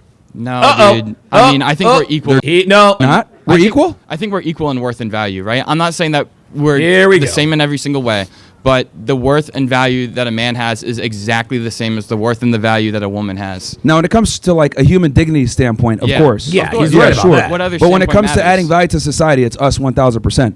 Well, it depends. Like, what do you mean by value? See, here we are. Now we're obfuscating, moving the goalposts. Because if it wasn't for women, I mean, human beings wouldn't exist. No. If it weren't for women and men, because women need male sperm to create a baby. It's funny. It's so funny how losers like this like to come up and claim that women are asexual. It's crazy. Well, they need a man to do that too. But Well, yeah. So no, 100%. and that's another common misconception that we pedestalize women way too much. I disagree. Like the reality I is that disagree, yet you're up here talking about, well, my mom and my sisters are hyper intelligent. I don't believe that for 1 second. I believe that your mom and your sisters are as dumb as a fucking picnic table, but you're up here caping for them. Sorry. outside of sex and having children, like women are effectively useless for society. Let's Thank be you. very honest. Let's here. be honest. No, right? that's evil, man. I'm being honest No, here this is because- not evil. This is not evil. This is honest. This is honest, man. Okay, let's look around here. The cameras, the lights. All created by all men. these different structures that are built. Men built all of that. Women don't build anything. They just move in. I don't. And Yeah, Matrix Hoops says hashtag Donovan pull up. Matrix Hoops, you are more than welcome to pull up, brah. You're more than welcome to pull up. I've just created, and just so you guys know, I have created a brand new studio where nobody is banned. There's no excuses. this is Then like we know considered that. like a very taboo thing to kind of understand that men are superior to women in almost every way. And we have to be because men have to add value to society. Women don't. Look, you and I must have different experiences because I have professors at this school There it who is. have made a tremendous impact on me. I've had teachers. Oh my, clearly. I have professors who have made a tremendous impact on me. That's the first honest thing that this dude has said all day long. Matrix Hoops, my guy. Bro, look, man, hold on. Let me tag you. Come on up, man. Quit talking shit. Come on up. If you got something on your chest, pull up. Let's go. I'm going to give you 30 seconds to pull up, and then I'm going to ban You you. have taught me so much. Of course they have, and we can see. I have sisters in my church. Yeah, that's a part of the who are- problem. Thank you. Women control academia, and that's why it's getting cucked. And this is why you're up here sounding stupid talking to Myron. this guy is literally the human representation, the male avatar of this guy is the avatar for the male feminist. Okay, bud. I mean, I don't know. I've just had a lot of great people in my life who have played a tremendous amount of influence. Great. And I'm happy for my you. mom, and my mom did a Look, great I'm not job saying raising all me, women are yeah. retards. There's some brilliant women out Yeah. there, but for the most part, most of them are retards. Just Thank like you. with men, most of them are retards. Most of us are retards, okay. Yeah. See, most of us are retards. He can admit that. But when it comes to women, well, I don't know about all that. So People in general. look, if I'll agree with women are stupid only if we all agree that human beings in general are stupid. No, we do agree. See, now he's trying to make women equal to men. Now he's trying to make women equal to men. No, women are not equal to men, my guy. You Of know? course, but the Yeah. difference is that with women, we don't call out their stupidity. I Because we're disagree too. with Because that, You disagree. That's why you're up there arguing with him. Try again. Yeah, Matrix Hoops, bro. You're done. You're done, bruh. He says, still blocked. I support black women. You can come up and talk to me anytime you want, Matrix Hoops. trying to fuck them, so we don't tell them what it really is. Okay. Every single one of you guys in here knows a dumb bitch that you're like, damn, this chick is annoying, but I'm trying I to also get know laid. a lot of dumb. Let's be honest, bro. Every single one of you guys know what the fuck I'm talking about. I know a lot of. Come I on, know man. A lot of, You're like, how the fuck did I this know bitch a get lot in? of. Here we go. Dumb What the guys, hell? too. And I know a lot of dumb guys too. I know a lot of dumb guys, dumb guys too. But like Myron said, the difference is we don't call girls retarded. Oh, by the way, Siege Clan with the $5 super chat says, W Donovan, would you throw hands with John Transtheny lifestyle? No. You want to know why I would never fight John Anthony lifestyle? Because only a coward fights a man he knows he can beat. I'm not going to fight Alex. I would never fight Alex with playing with fire. I would never fight Abba. I would never, like, if they were to accost me, I would absolutely handle that. But if somebody said, hey, Donovan, will you get into the ring with Abba? The answer is going to be no, because I'll fucking destroy him. Like, dude, I'll rearrange his face.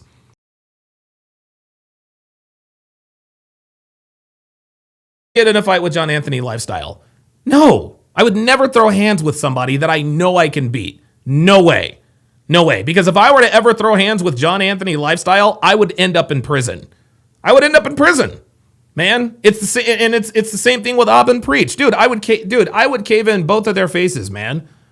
I would cave in both of their faces, dude. So I can't, like I said, only a coward takes a fight he knows he can win.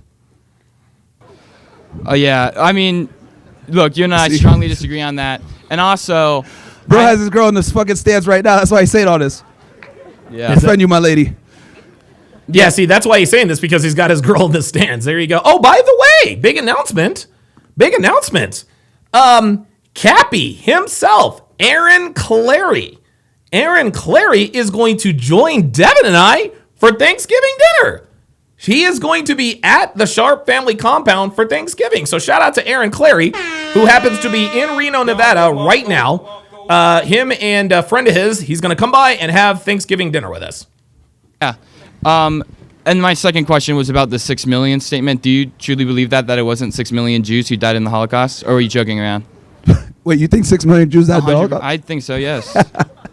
I mean, Fuck no, bro. I mean, you guys can laugh at me, but And they will laugh at you. I mean, that's true. That's a fact. That's history, man. No, bro. 6 million. Yeah, gentleman Garot says you can't throw hands if you know you're gonna need to tie one hand behind the back. Yeah, I'm sorry, dude. Million people died. Dude. So here's the thing. I'm not gonna comment on this because I'm not the whole Holocaust and Jews thing. I'm just not as well learned on this as some people. So I'm gonna skip over this because I know Myron's eyes are starting to glint. Let's go to the next. Let's go to the next one. 1,000 Jews who died, or All right, whatever, kiddo. Cool. But yeah, just Mentabariya, bro. From 1948.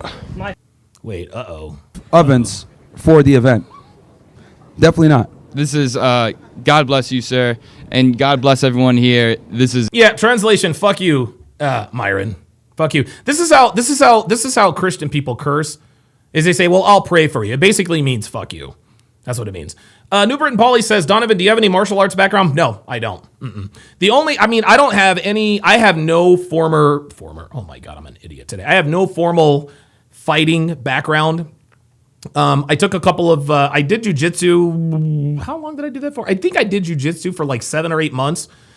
Picked up a lot of helpful and useful tips. But no, I literally learned how to fight by getting into fights. That's how I learned to fight. And I still have all my teeth, no broken bones, never suffered a concussion. So Evil. This is really. Oh, evil. now this is evil. Telling the truth is evil now. 100% it is. Thank you for speaking with me, though. Yeah, no worries. Who's up next?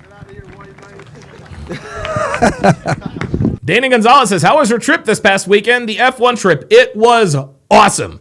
If you want to hear about it, rewind to the beginning because I talk all about it. Hey, Myron, how are you? Yeah. What's up, man? Yeah, Ali Satillo says hood martial arts. Yep. Absolutely. Yeah, I learned martial arts in the hood, nigga. Hey, bro, let's do a double debate. Yeah. Yeah, I'm from Palestine, bro. Oh, you're from Palestine? Cool. But yeah, just Min Tabariya, bro. From 1948. Parker the gingerbread man. Parker the gingerbread man. That's a clever name. Says, hey, I see the Max hat. Do you think he can make a title comeback? I don't. I don't, because Max has to win. For Max to win, he's got to win the sprint race in Qatar. He's got to win the Qatar Grand Prix, and he has to win the Abu Dhabi Grand Prix. That's miracle, not even a miracle. That's step number one. Max Verstappen is absolutely capable, and he might actually win all 3 of the next races, including one sprint. But Lando Norris has to finish P4 in all 3 of those events for Max Verstappen to win the title by 1 point. I don't think Max can do it, but if anyone can do it from his position, it's him, and he was greatly helped by the fact that Lando Norris and Oscar Piastri were both disqualified from the Las Vegas Grand Prix because the skid plate there was too much wear in the skid plate. So while I wouldn't bet on Max Verstappen winning the title, I would not bet against him winning the title. I'll just put it that way. My family's village got eliminated by Israel. yeah. No, I know. I do have something to say about the previous guy. Sure. He said he's not aware. Like 6 Are you guys million both Palestinian? Yeah, Palestinian.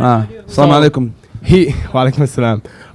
So he said that he's not aware of like the 6 million people. He's not sure. Like he's not aware about what's happening in Gaza. Yeah. But he's aware of the 6 million people dying in the Holocaust. Ooh, Gotcha, bitch. You know what that's called, gentlemen? That's called willful ignorance. Wow, dude, Don DeMarco to this guy for calling out this hypocrisy. Good for this dude. I don't know. Like, I haven't looked into the Holocaust, whether it's fake or not. But if you're not aware about what's happening currently, how can you be aware of something that's happened in the 1940s? I'm not, like, saying this many people died or, like, I'm not saying it's fake, but... Yeah, top tier embarrassment from McLaren. Oh, my God, yeah. How can you not be aware of something? Oh, and by the way, my Shedeur Sanders prediction came true. In our Chop Block Sports Talk, I predicted at the beginning of the season that by Thanksgiving, Shedeur Sanders is going to be the starting quarterback. Shedeur Sanders is the starting quarterback, and Thanksgiving is 3 days away. Let's go! That's in front of our eyes to the previous guy. Yeah. And that's my argument is like, look, if they're going to deny a genocide, what makes you think that they wouldn't lie about a historical event that gives them an enormous amount of power, victimhood, and there's a financial and commercial incentive to, continue to, push that narrative, right? There's like Holocaust museums everywhere that make millions upon millions of dollars. You can't even find history on my village. I'm from Tabariya. Yeah. Tabariya. Hey, we got somebody 1948. And if you actually look... Hey, we got PLG in the motherfucking house. Phoenix Light Games. What's going on, brother? How you doing, man? I'm good. How was Vegas, Don? Dude, Vegas was unbelievable. I don't know if you heard my opening rant. I did. I was at the start. Trust me. I saw that video. Look, I heard those cars running by. I was like, holy shit. Bro, look, I'm telling you right now. I can't even describe it. You could feel the downforce. You could feel it's indescribable. But it was a very, very cool weekend. Devin and I spent way too much money, and we're gonna do it again next year. So there you go. I'm pretty sure it was awesome, man. And anyway, and I don't know who said stop talking about F1 in the chat. Yeah, nigga, fuck you. Because like Donovan, real talk. I'm just getting into Formula One. Yeah. But, to be honest, man, I'm starting. You were the catalyst of it. Like I didn't really think of that much of Formula One until I started, watching you and stuff like that. Yeah. I was like, this shit is awesome, and it really is, man. Yeah, these dudes put their life on the line, and I'm like, holy fuck? And the thing, I think what intrigues me about F1 is that it is, and there are many industries in sports like this, but F1 is a brilliant mix of science, mathematics, engineering, physics. Like it really is incredible that all of these organizations have hundreds of employees. And the only thing that sticks to the only thing that touches the ground are the tires. You've got a 24-year-old kid in this rocket ship on wheels, literally has the fate of everyone in the organization in their hands, and these fucking kids push it to the ragged edge every single time. Of course. So yeah, let me. So I'm glad you had a good time in Vegas. And Yeah. shout out to Dave for getting you the tickets, man. Absolutely. Yeah. W wife. Yeah. Yeah. The last two, not the guy who's currently talking because he has some common sense. The last two that came up, man, the Indian guy and this soy boy guy. Dude, they are totally. I can't say the word on here because I don't want to get you flagged. Right. British cigarettes. British cigarettes, absolutely. Yeah, like, dude, like, and this guy, this white dude said, "Well, I was heavily influenced by professors." Yeah, no shit. Yeah, right. He told on himself. Oh He told my on God. himself. Yeah, but yeah, like these dudes, like here's the thing, man. Like both of these guys, they're Myron's biggest fans. Like any dude that comes up here, and Myron actually said this and everything like that. There are two types of men who are in the RP space. Ones who see the truth, accept the truth, and adapt, like myself, Right. got my best job and everything like that. Yeah. I'm friends with you, everything's going up high. Yeah. Because that you guys tell me and I'm applying it to my life. Good. And there are guys who just simply cannot accept the message because it's too fucking hard. It is tough. I don't this and everything like that. So and shout out to Pearl because whenever she watches these interviews, she's totally right. The reason why these men go up to debate Myron and everything like that is that they think that this is going to increase their sexual market value, make them more appealing. Oh, I know. They just want to. They think that They're just trying to get laid, brah. they're just trying to get laid. At the end of the day, they think, but it backfires because women, no matter how promiscuous they are, they know that Myron is telling the truth. Of course. And if they see men trying to combat Myron's message, this doesn't make you more attractive to them.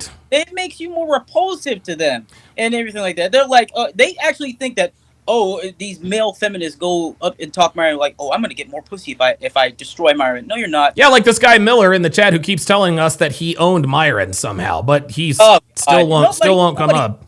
Owned Myron, No. dude, please. No But way. yeah, that's one of the reasons why they do it. And I do have a question, if you don't mind me. Sure, what you got? Yeah. I can't find the if I did anything to help that made you delete that video, I apologize. The recent hard R. Oh, no. I had to delete it because of actually YouTube deleted it because it was preceded by the Steven Crowder thing. That's why. That's the only reason why it's gone. Yeah. Okay. That's the only reason why it's gone because if you remember, we did the Hard R podcast right after that, but it was but they specifically pointed, "Hey, Steven Crowder flagged this video down." Thankfully, I didn't get a community strike, but it is what it is. Okay, I thought it was me because I thought I No. Had nothing to do. No. Had nothing to do with you. And I like the fact that you have categorized everything. I like the fact that you have hard R for Rumble. And at some point, I am going to start a hard R for Rumble. That's going to be a little bit more thought provoking, a lot more violence with a lot more pew pew. But no, you had nothing to do with the fact that the video is not up there anymore. Absolutely. Okay, no problem. Yeah. And one more thing before I go. And I did text you this. At first, when I told you about it, I didn't have that much videos. But let me tell you something, man. The booty juice videos are increasing. So the booty juice videos are increasing. All right, I might have to check that out for the next Hard R podcast. Yeah, booty juice. Oh, the homeless. You mean the homeless / booty juice? Yes. Okay. All right. Yeah.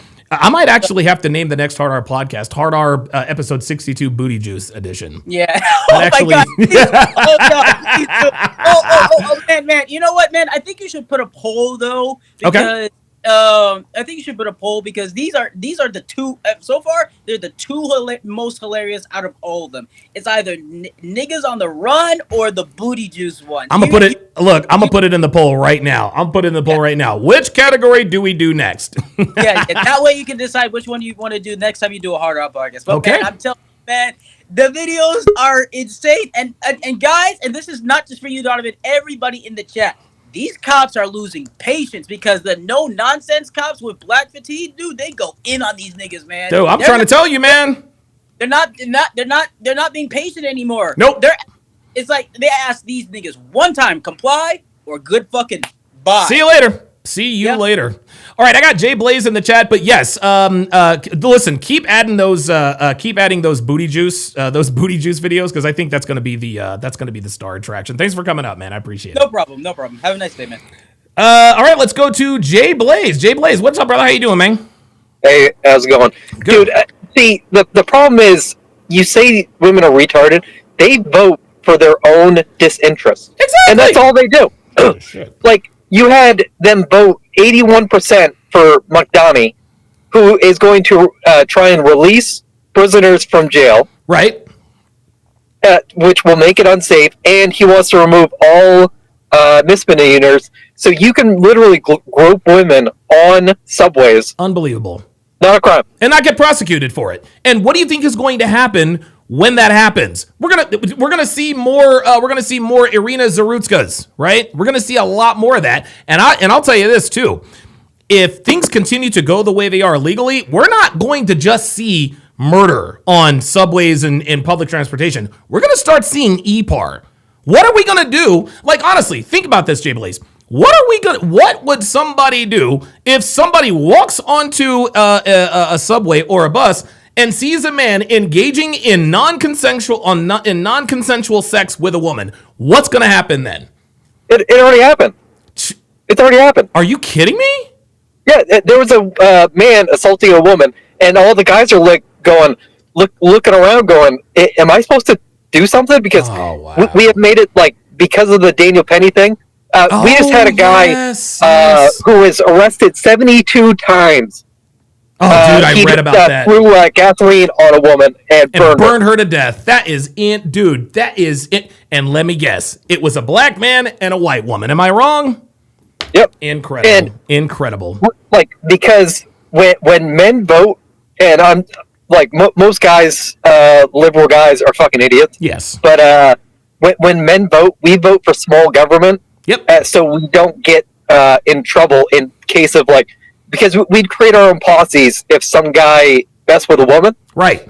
But now, because the government is so big, they're enacting policies where they want to remove high trust societies. And we don't understand this because they want shit to break off. Yep. So they can enforce their rules even further. Yep. And listen to what King Life says. I want to get your take on this. He says people will either take the law into their own hands or a lot of women will soon become true victims. What are your thoughts on that? I fully agree. Yep. I agree too. And these women, like in New York, maybe a few months ago, some guy was just punching him right in the face. Yep. And that won't be a crime. Nope. If it's just a misdemeanor. And you're going, what are you doing? Dude, it is going to get to the point, Jason, where we're going to start seeing rooftop Koreans, if you know what I mean. Like, it's going, I just can't, I don't know, man. I don't want there to be a civil war, but dude, like, something's got to give. It cannot continue like this. And dude, I was on the panel with Pearl the other day talking about black fatigue. And wouldn't you know it, there was one nigga who actually called himself a doctor. I don't even know what he's a doctor of. And then there's a passive aggressive bitch. And all these two niggas did was make excuses for black behavior. It's crazy. It's crazy. And the problem is, have you seen the stuff with Dearborn? No. What happened there? So Dearborn, Michigan is now basically Muslim Islam control. Oh, dude, I've seen Instagram shorts where they'll show Michigan before with just regular Americans, and then Michigan after. People doing mosque stuff, doing the praying. People in dude, I didn't know that was Dearborn, Michigan. Holy shit, man. So this is exactly how UK started, because they're using our tolerant policies against us. That's right. So they take over a few cities. Minnesota is completely lost. Oh yeah, they're done. And then because they're screwed with Somalians, and then the Muslims have taken over Dearborn, and they just won in New York too. Yeah, and their goal is Texas. Oh, they'll never take Texas. They're never going to take Texas. No, they say that's their new mecca, and they've already.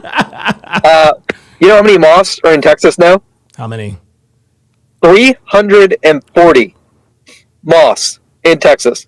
They just made a Muslim city called Epic City. It's a massive. You gotta look at it. How in the it's hell? Epic City. How in the world? How did 300 mosques make it into Texas? That is crazy, man. Can't stop it. They can't stop it. We have the such tolerance. Yep. Except for when it comes to Christians, right? Yeah, and when Biden came in, dude, because I told you earlier, all those people that he brought in due to the low border, dude, 60% of them are on SNAP. Oh, and I was like, yeah, I remember you telling us that in the left chat. actively wants this, even though Muslims hate the left. They despise them. That's but weird. They will use them for their own interest. Okay, you and I definitely need to have a phone conversation. I have a lot to catch up on. Eventually, either on here or because this would be the thing I want to explain. Okay, is a great opportunity for anyone to listen to. Okay, let's go. Right now? Yeah, let's go. Okay, so ask questions if you have any issues with it. So, do you know anything about global economics? No, not really. Not as much as I should.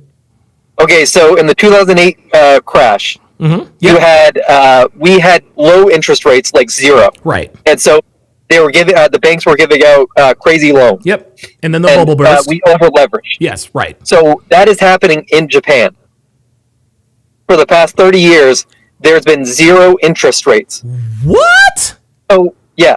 So these high-level people, this is not financial advice. This is just for entertainment and just to cover you. Disclaimer. Yeah, so they have been borrowing. 401ks are borrowed against them. Dude, tens of trillions of dollars have been borrowed against the yen. Oh, my God, dude. So last August, Japan was announcing, because they need to increase interest rates. So think of it like a monopoly board. Okay. Say you own a monopoly board, and then right across the street or right across the room, I have a monopoly board. Okay. And say King Life, Level Up, Dre Raven, they're on my monopoly board. You have no interest in yours. Right. So they're buying Park Plaza, they're buying the Boardwalk, purple, the orange. Right. They're going to yours, so you have to lower your interest rates, and they're going to yours to get free money, and then sending it back to me. Oh my God! How pissed would you be, dude? I'd be ready to go to war, man. So Japan last August said we're going to announce an increase of interest rates. They only announced this. 2 trillion of the tens of trillions were about to get liquid. So our stock market crashed 13% in one day. So the yen, the 10-year, 20-year, and 30-year of the Japanese yen is at an all-time high. Right now it's at 1.8. The yen, the danger zone is 1.5 to 1.6. Oh boy. But they cannot take blame on themselves. They need an outside influence to give the blame. Right. So oil is, I think it's going to be oil. Okay. And so when oil spikes, the unwind happens and everything goes. And so it's going to be, the collapse will be massive. Oh my God. This is, I think that if what you're describing actually comes to pass, I think it's going to have global implications, man. Oh yeah. It's going to, think about it. 2 trillion of it caused the 13%. Right. And so it's going to, and so I'm just telling people, get prepared, have some dry powder. Okay. But the way I think it's going to go, because think of the monopoly, it would be like you being in Japan and flipping both monopoly boards on the, and so it would hit the floor. Then it turns into hungry hippo. And it's every man for himself. So that's the back of the stock market. Okay. And I think XRP is going to be the thing, because they couldn't do it last year, but this year they have the Genius Act, okay, where now companies can make their own stable coins, okay, and they can buy up the liquidity. So on the that's almost pool. like that's almost like a backdoor way to get it to get it. So there. I think it's gonna be extra deep, but again, not financial advice. Yes. For entertainment. Yes. purposes No. only. For entertainment purposes only. This is not financial advice. But if you're not into crypto, have some dry powder on hand and wait for the collapse to happen because it has to happen. Okay. Like, yes. There's because no we other have way. Venezuela would cause a spike in oil. Iran and Israel would cause a spike if stuff pops off, and then you have Russia, like the terrorists going on there. And if we get a spike in oil, it unwinds. Everything goes. And that is the financial / non-financial entertainment purposes only. Jay Blaze, thanks for coming up, man. That was good stuff. Later, man. All right, appreciate it. Yeah, I've been trying to get together. I've been trying to get together with Jason for a while, but between being doing the F1 thing this weekend, it's been hard to get up. But yeah, I've actually been talking. One of my consultation clients is big. I can't really give too much information away. He's pretty high up in the financial district, and he's talked about this before. King Life with the $5 super chat says, I think Mandani is going to take people's property and mostly put it in a business name that's going to house illegals here from Uganda. Wow. Holy moly. Midi user says FNF's last 2 shows are really good. You should do a reaction. I think I will. Okay, let's continue. To details on it. And appreciate Jay Blaze and Phoenix Light Games. From booty juice to Bitcoin. Boy, I'll tell you what, we covered all here on TSR Towers. Right? Jewish and Muslims lived together. My grandfather lived with the Jewish community. Okay. They massacred their own Jewish community. I've read this and I've done detail about this. So I appreciate you, Myron, for speaking on this, because never have this been publicized like this. Obviously, I don't agree with all the points, I feel like, you can just be like a little less sense on Indians being stinky and all that type of shit. Because you feel me? Like, it's more professional. Hey, man, you don't curry have sucks, to. bro. I mean, I can't lie about that. I understand where you're coming from, but like. Hey, Myron, quick question. So you said woman, like, do you think that they deserve to like stay in the kitchen? Yeah. Like, yes. So I'm what a is firm your, believer in keeping them in the kitchen. Yes. So what is your do you have like a plan that you could talk about? Like, how do you plan to get that to happen? Is there like a certain year or like? Like how we're gonna get women back in the kitchen? Yeah. Like how do you want to know how we're gonna get women back in the kitchen, guys? You want to know how we're gonna get women back in the kitchen? Sex robots and legal prostitution. Gentlemen, there's a reason why most women are staunchly against sex work. Because if prostitution were fully legal in all 50 states, that would force women to have to offer something other than sex. Because if a man can go and just pay for sex and not have to put up with the bullshit that it takes to get sex for free, man's just going to pay for it. This is why women do not want prostitution to be legal. Right? But guys, sex robots are coming. Sex robots are coming, y'all. They're coming.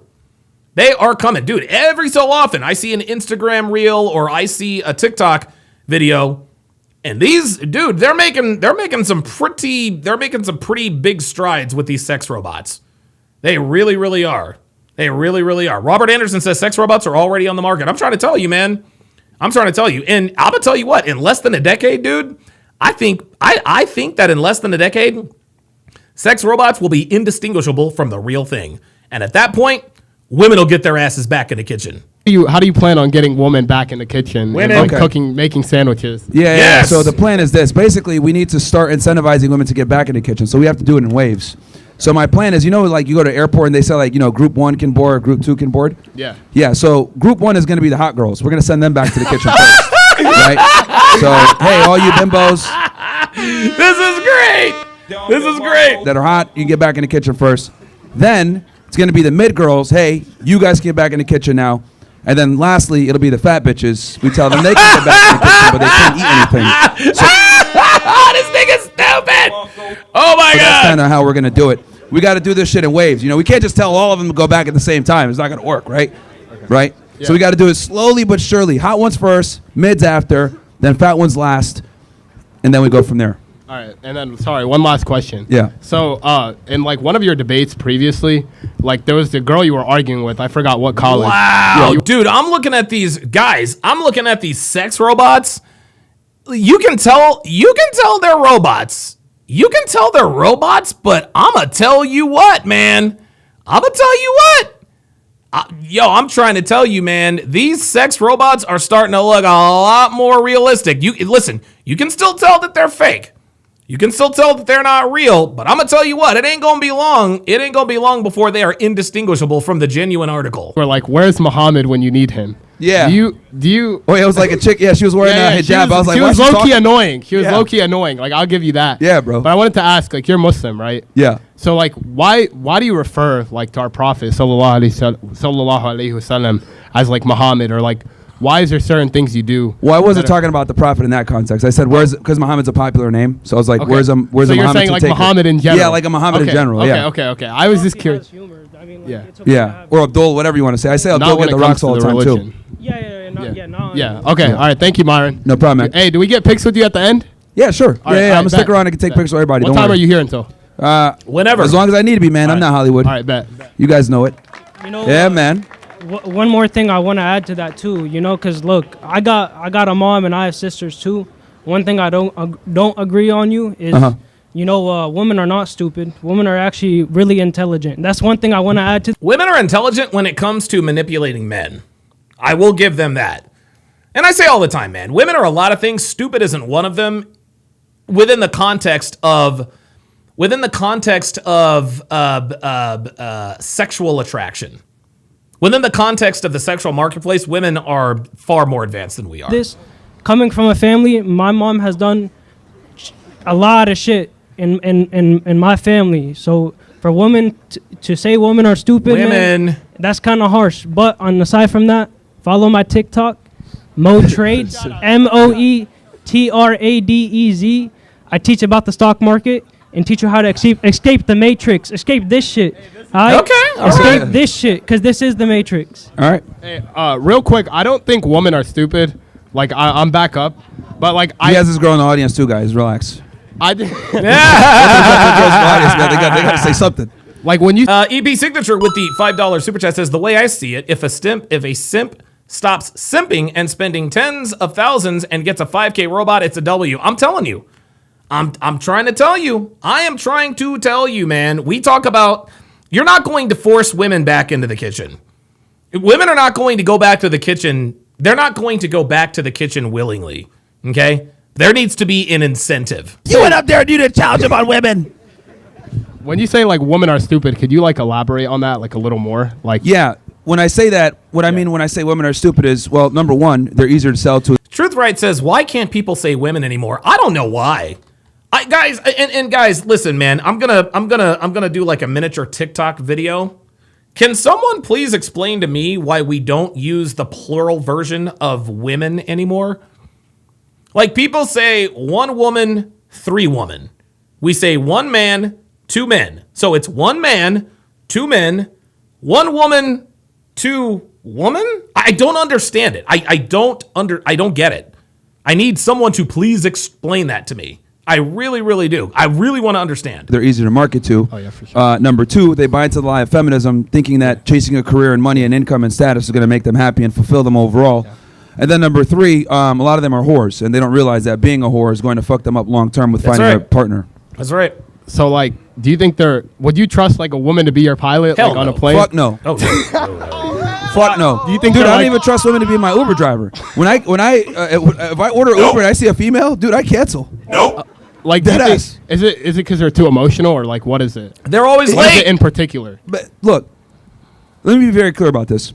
Are all women stupid? No. There's obviously a small group of women that are competent, that can do things that men can do, that aren't morons. But the reality is a majority are stupid because there's no incentive for them to be smart and or be competent, because women. So with a man, right? Yeah. If we're a loser, when you go outside and you talk to people and you present yourself, you will know very quickly where you stand. Here's the deal, guys. The reason why women are useless is because they've never had to be useful. And when you've never had to be useful, you don't develop yourself outside of your sexual market value. That's it. And socially, if you're a loser, girls don't want to have sex with you, guys don't want to be friends with you, you're not able to get a job. Like, there's a direct like mirror reflection of your inadequacies as a man. As a woman, though, you could be a bumbling, bimbo, dumb whore with an STI, and people still treat you like you're the best thing ever since sliced bread, because women rarely get held accountable for their poor decisions. They're really level up, man. Actually, this is actually a pretty good. Answer to my woman versus women. Says I'm thinking that because women have become such a hive mind that they basically are all just one woman, no matter how many you're talking about. You know what, man? I'm gonna go with that. That might actually be it. Panda Trucker with the $5 super chat says, let's start a collection so we can get Abba and Destiny a couple of robots. Dude, well, listen, Abba and Destiny, if they could buy sex robots, they probably could. Or maybe they already have. They told the truth about their deficiencies. 100 woman versus accountability, for sure. Yeah, so that's what I'm trying to say. So, like, with them, they kind of operate, they don't know where they really stand, versus as men, we know where we stand very quickly. All right, thank you. No worries. Who's up next? Any angry feminists? Okay. Oh, wow, look at this crowd. Myron, welcome to The Ohio State University, man. Hey, We're man, glad I'm you're happy here, to be brother. Yeah. Hey, he's a Browns fan. Hashtag Shador Sanders. Hashtag Shador Sanders. Dude, I like Shador. I think Shador's, listen, man, he's got some judgment issues, but I like Shador, man. I'm pulling for the kid. I really am. Good to be here, man. Want to have a I just want to have a very respectful debate with you, man. And sure. Ultimately, whatever I ask, I give the glory to Jesus Christ for, man. I'm just very thankful to be here to talk to you right now. All right, awesome. So, man, it's great to see you in person. So, anyway, I have a major question for you. I wrote it down because I want to make sure ultimately... Yes, the Browns will be drafting in the top 5. Next question. ...that I'm not just spitting up here my emotions of how I feel, rather having some logical fact. So, Myron, you've spoke critically about illegal immigration and border enforcement, but what's your stance on expanding U.S. immigration system to include more room for legitimate asylum cases and a clear pathway to citizenship for undocumented immigrants already living in our country? Do you believe America should modernize and grow its immigration system or tighten it further? Yeah, so good question. Good really question. good question. Very So good my stance question. on immigration is this. And for those of you that don't know, just quickly give you guys my background. Before I did this podcasting stuff, I was a special agent with Homeland Security Investigations, HSI, for 7 years as an agent, and I worked for the agency a total of 10 years, 3 years as an intern, and then 7 years as an agent. I started my career in Laredo, Texas, where I did everything from drug trafficking to human trafficking to money laundering, cartel violence, kidnappings, all that type of stuff. So I did that for a very long time. Then I started doing the podcast stuff where I talk to women and lose even more hair. So when it comes to immigration, it's a topic that I'm fairly familiar with. So my thing is this. We need to reform our immigration system. It's completely broken. The INA is outdated. We need to update it for modern society now. So I do think that we need an immigration moratorium for somewhere between anywhere from 1 to 10 years. And we need to reform our entire immigration system and our visa system because it's completely broken and we're getting beat on so many different angles. Because I just feel like that's the one area Trump needs to kind of be better at. I mean, like, look at what he's brought to the country with the $17 trillion of investments that he's bringing into America and, like, making America great again. The system... Praetorian Guard says, Abba and Preach can buy box, they're rich. Correction. Abba and Preach do buy box. They do pay for pussy. It's absolutely broken and exploited, and unfortunately, I wish the American public knew more about this, but it's not just us getting beat on the southwest border of them coming in. We also have an enormous amount of people that come here legally and then overstay their visas. I know a lot of, it's obviously we're here in the university. Some of you guys might be here on an F1 visa. That's a visa that's heavily... All right, I'd start a new channel. I'd start a network. It'd be called the WBNN or the Waterboard Niggas Network. Well, wait a minute. Hold up. Wait. I got to rewind that. What's up? But that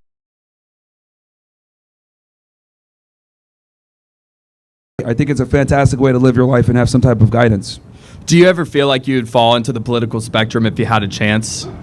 Into the political run for anything like that, man. Because I mean, I feel like people forget that you're allowed to have your First Amendment right. Because people will crap on you and be like, "Oh, he just wants to tell women to go make a sandwich." I mean, that's okay. But people in America, like, that's why it's the best nation we ever have. Damn right. The God-given freedom of religion, and pursuing anything that you want. It's the greatest country. Hang on, 3249. Let me. Because it's not letting me adjust the play speed. Enormous amount of respect for anybody from the book, whether Jewish, Muslim, or Christian. That's in our faith as well. Here we are. But I don't really consider myself that much of a religious guy. I grew up Muslim, but am I devout? No, I am like studying it in other religions as well because I do think it's important to understand different religions, especially when it comes to like understanding geopolitical affairs as well. But that's kind of where I'm at with it. But I'm not like a super religious person at all. But for those that are religious, I think it's great. I think it's a fantastic way to live your life and have some type of guidance. Yeah. Do you ever feel like you'd fall into the political spectrum if you had a chance? Into the run like anything like that? Man, women to go religion, and pursue. You know what I mean? The UK is cooked, Canada's cooked. Like we're by far the best country. Yeah, we have our problems with crime and everything else like that, but I do think in general when it comes to making money, opportunity, the United States is by far the best. I still think we're the best. But agreed. Yeah, I mean, getting into the political scene, I don't know. I mean, I'm really controversial, but I do think that we are getting a shift here. We've seen the explosion of my buddy Nick Fuentes. And people are starting to really realize that like the old way of governing and this unequivocal support of Israel and the neocon mantra is kind of dying out. So we might get a new America where we're actually going to put America first, and we might need more radical people at the forefront. So we'll see what happens. But I'll tell you this, man. If I ever got into office, we'd cut that crime immediately. I think that's one of the biggest problems we have in the United States. Yeah. Oh, absolutely. I mean, all the sanctuary cities that are being I think we need to bring torture back. I'm going to be honest. So to what degree, if I may ask? Dude, like what do we legitimize as proper thing for torture? Like people who are facing crimes? Like I very much take it from a biblical sense of an eye for an eye, and I believe like the death sentence for people that take a life to have their life taken. Yeah. Because, so if I became Fuhrer or president, what I would do is or Attorney General or whatever. I think what I would do is I'd bring torture back. I'd start a new channel. I'd start a network. It'd be called the WBNN or the Waterboard Niggas Network. And what we would do the Waterboard Niggas Network. He's stupid as hell. Is anyone that assaults children, school shooters, crazies that like stab women on trains, right? Like the other guy that did that in I think it was North or South Carolina. Yeah. You got to just torture these guys and publicly do it, because the reason why is that these guys, a lot of times just executing them isn't enough. You need to set a public example, and then also you need to deter others. And the problem and it's interesting. I remember a long time ago, I forgot what I was watching, and I forgot what I was watching, but I remember it was like this criminal historian, and he said, a lot of people think that the main purpose of sentences punishing crime, the main purpose is to punish the person for the crime. Yes, the punishment is definitely there to punish the person for the crime. But here's what he said. He said, but more importantly, the reason why sentences are made public, the reason why punishments are made public is to de-incentivize crime. So when we hear about the way, like, I think some guy like died by a firing squad the other day. I think they're still doing the firing squad in South Carolina. I didn't even know that was happening. But the reason why we make it public, we make people's punishments public, yes, it is to punish the individual, but it is also to show the world, show the people in this country, this is what happens when you commit these specific crimes. Yes, it is absolutely a deterrent. And I think public torture would definitely be a deterrent. A lot of these criminals is they're egomaniacs. So them being tortured in front of a bunch of people and suffering and looking like a bitch will make them think twice about it, and it might deter other people, because, if you're going to sit there and you're going to, because I used to investigate pedophiles as well. One of the things that HSI does is child exploitation, big case, arrested many pedophiles and very violent individuals. Some of these people need to be made an example out of, and just executing them in front of their family members isn't enough. And I think that's what we need to do to send a very strong message that if you do this, you're going to eternally suffer just like the families you've made. It's not enough for you to just go ahead and be like, let's just give them a lethal injection and call it a day. Fuck that. No, you got releasing all the criminals that keep doing. Yo, listen, I'm trying to tell you right now. I say this a lot. There are some things that are worse than death. There are some things that are worse than death. Being tortured is worse than death. The hell? Countless crimes in like California, like all these other Democratic-led states. It's just crazy to me. You got to go hard on I'm crime. talking a lot. I just no, it's fine. It's fine. It's you got to go hard on crime. You need to. So no, you're good. But just I'll end it here. If you're going to go ahead and murder people, right, like what we saw on that train. Truth Right said that Don would be the judge, jury, and execution of the WBNN. Yes, sir. Yes, sir. Yeah. For example, we just stabbed that woman in the neck for no reason. Yeah. You not only do you not deserve freedom, you deserve to be tortured in front of everyone, so other people can know that this is going to be completely intolerable. And it makes shows for free as well. We stream it live. Stay sponsored, of course. You don't got to pay no pay-per-view, and that way you can look and see. This is what happens to you when you hurt innocent people. Well, Myron, thank you for your time. God bless you, and I really appreciate your time. Appreciate you, man. Have an amazing night. Thank you. Well, he was respectful. Who's up next? All right. How you doing, Myron? What's up? Assalamu alaikum. How you doing? Walaikum salam. How are I was just gonna ask. So you're a Muslim. So I was gonna say, like, why don't you go ever try to go to Saudi and do Umrah? One day. One day, inshallah? One day, yeah. Yeah. I was gonna say I really enjoyed the 6ix9ine podcast too. Oh yeah. I liked it. Yeah. I liked because the stories he was giving back from what happened to him. It was good to hear your guys' feedback too. No, it's funny because for those that are not aware of what he's talking about, I'm sure you guys all know Tekashi 6ix9ine. When he got arrested for that RICO case back in 2018, I was still on the job and I was out of the Miami field office, and it was our New York field office that arrested him. So I had known some things about the case, and for example, like how he was planning to go to Connecticut to go gamble, and they had put a hit on him at that point, so they had to arrest him before he went to the casino because it would have been a nightmare to surveil that. So it was kind of interesting to have those two worlds clash and me tell my person like, yeah, bro, this is why they arrested you. Yeah. So interesting. Yeah, that was a good podcast. I was also gonna say, what do you mean with the U.S. How we're all not like we don't belong here? We're all like guests or something like that. Yeah, I heard so you talk with Nico about it. So my position is that the United States is not a Muslim country. Yeah. It is a Christian country, It's a Christian right? country, And even at best, I would say like if you're gonna go. I was gonna say, why do you see it as that though? Like, do you just see it? Well, it's founded by Because it was founded by Americans. Christian Protestants. Like it was literally like. It really, guys. And guys, I'm not a guy who uses the word offensive a lot. But guys, it really offends me when foreigners come to this country and they don't understand nationalism. That is offensive to me. Like, how would Muslim countries like it if we were to go to their country and pitch Christianity? Like, come on, man. Like, this is our fucking country, man. And like I said, at some point, people are going to start pushing back. No, you're fine. It's fine. It was based on, a lot of the laws that we have are based on the Bible, right? And it was founded by Christians. Now, of course, they had the separation of churches, and all this other stuff. But the reality is, even if you look at this as a secular country, it still has Christian ethics and a Christian culture embedded into the country. So I look at it like as Muslims, we're here as guests. We're the minority. Which King Life says, let an angry big black woman whoop them and yell a bunch of random stuff in front of their school crush. That's the worst. Oh my God, that'd be terrible. By definition means we're here as guests. And I look at it like praying publicly in significant locations of American culture just doesn't look good because they're playing that damn loud in certain cities. Yep. They're publicly praying in places like the Times Square, obstructing traffic. Like that's just frowned upon and not really fair. And they're doing this on purpose, guys. They're doing this on purpose. So my thing is I don't have a problem with worship at all. I don't have an issue with it. I just think like praying in culturally relevant areas and documenting it and being loud about it and obstructing other people's way of life is kind of disrespectful and rude. And I don't think it's necessary. It's very disrespectful. Oh, it was good talking to you, Myron. Good talking to you too, man. Leave some. Who's up next? Yo. Josu Rodriguez, hope I'm pronouncing that correct, says, don't worry, Donnie. In Mexico, it offends me that people think it's weird that we have national pride and tell people this is an outlet. Yeah, I just don't understand it. Or this is our land. Right. Mexico belongs to Mexicans, man. Dude, I think Mexico, I think the national religion there, I think might be Catholicism, maybe. And I think there's Santeria or something like that. Dude, do you, man. This is why the world works. So a few days ago, I saw what I think was kind of a new clip of you and Steven Crowder talking. Yeah. And it kind of struck me when you said, I think wait until marriage is like the ideal. Yeah. But kind of blended in with what I understand to be your worldview on this topic is given the effects of feminism. Yep. My guess is that he's going to start talking about the 50 lay count. Promiscuity, maybe more so female promiscuity. The best thing guys can do is kind of try to like self-actualize, get them to that top 10% most desired status. And then have your say, like have a body count of 30, 40, 50 women so you can learn to understand women. And so I'm sure for like most men here, that kind of sounds like a fun journey, at least at the individual level. Yeah. Sure. But I'm wondering like in terms of at the societal level, is that kind of encouraging the top 10% of men to effectively create a new class? No. Because if you're in the top 10% of men, you are going to be promiscuous anyway. Listen, man, the top 10%ers in terms of men have always been promiscuous. Always had multiple wives, multiple girlfriends, and this was a normal thing. Dude, Genghis Khan had like 1 million wives, right? King Henry VIII was banging Anne Boleyn on the side and divorced his wife. Actually, King Henry VIII actually had the very first known divorce, legal divorce.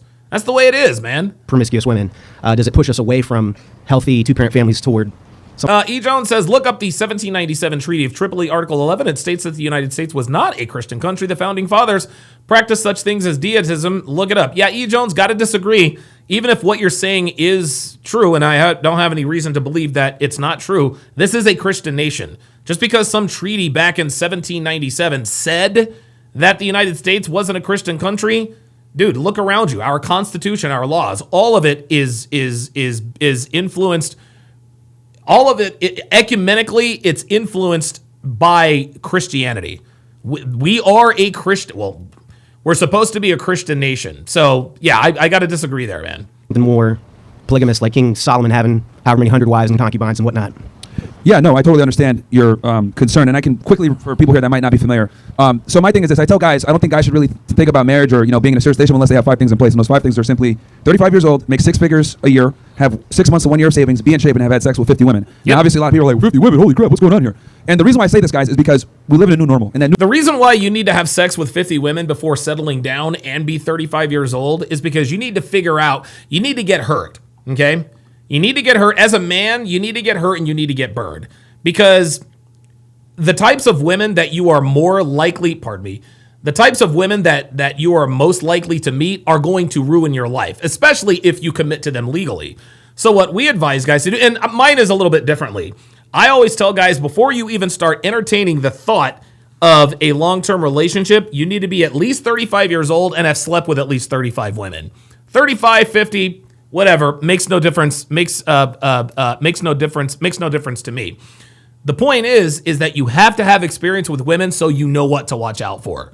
Because only men who are experienced with women are the ones who are good with them. Normal is women have way higher standards than they did before. Yep. Since women can attend college, which they are at a higher rate, graduating at a higher rate, earning more money, I predict in the next 10 to 20 years, women are probably going to start surpassing men in almost all fields when it comes to earning income.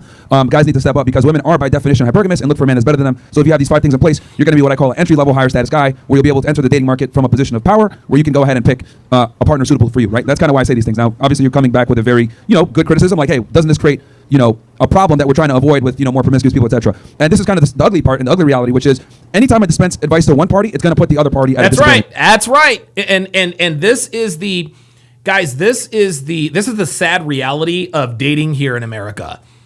For one party, for one sex to be successful, it has to be at the detriment of the other. Okay? That's the way things are now. 50, 60, 70 years ago, everybody won. If a woman was docile, submissive, doting, dutiful, etc., she wins. Same thing with a guy. If a guy, invests his time, his energy, his attention, and his resources, he also wins. But dating is adversarial. For a man to be successful on the dating market in 2025, it has to come at the expense of women. Because for a woman to be successful on the dating market here in 2025, it has to be at the expense of men. Sad but true. Dr. B84 with a $20 super chat says this conversation proves that even men are getting indoctrinated by feminism to the point to where they're trying to pursue the female imperative. Wow. Damn. Wow. Very good point. Right? Because dating and relationships in general is an adversarial situation. I know somebody goes like, what are you talking about, Myron? It is. Because your job as a man is to attract the girl with as little effort as possible, right? If you get her to come to your dorm and smash you, it's a W. If you got to take her on 7 dates, well, that's an L for you. But you're trying to do the least effort, right? On her end, she's trying to extract the most time, resources, and time, energy from you for the least amount of type of sexual access. It's a dance between the two genders. So anytime I dispense advice to men, it's inevitably going to put women on their back foot because I want guys to have the advantage. Now, when it comes to this situation here, my thing is I want guys to have choice, and I want them to be able to decide how they want to, move. Because the problem is that we live in a society now where if a guy gets in a relationship with a girl, right, marries her, gives her his resources, etc., that puts you in a bad position because we have a family court system literally set up to destroy every single one of you guys. Yep. Right? Even with a prenuptial agreement, you can still lose everything. I just want guys to go in with their eyes. Women get paid to leave. That's why they leave. It's because they get paid to leave. But open, because the marriage institution that we used to have, that was set up in a certain way where women didn't behave in a certain way like they do now. It was set up for women that were traditional. But now women aren't traditional, but they want traditional benefits while simultaneously being able to exercise maternity, divorce rates, etc. So to bring this all full circle. By the way, guys, after today's podcast, and by the way, the reason why I couldn't do the Love is Blind breakdown is because my fucking modem decided to update right in the middle of the podcast. I've changed the settings. We are 100% a go. We're 100% a go for Love is Blind Season 8, Season 9, Episode 8. Right after TSR Live. I see what you're saying. Like, hey, are we perpetuating the problem even further? My thing is, I'd rather the guy get to a position where he's like, okay, I'm ready to settle down, and he has the prerequisite knowledge of how to deal with women accordingly. There you go. Then he picks the right one to start a family with. And listen, Akash is the perfect example of why we tell guys you need to fuck a bunch of bitches before settling down.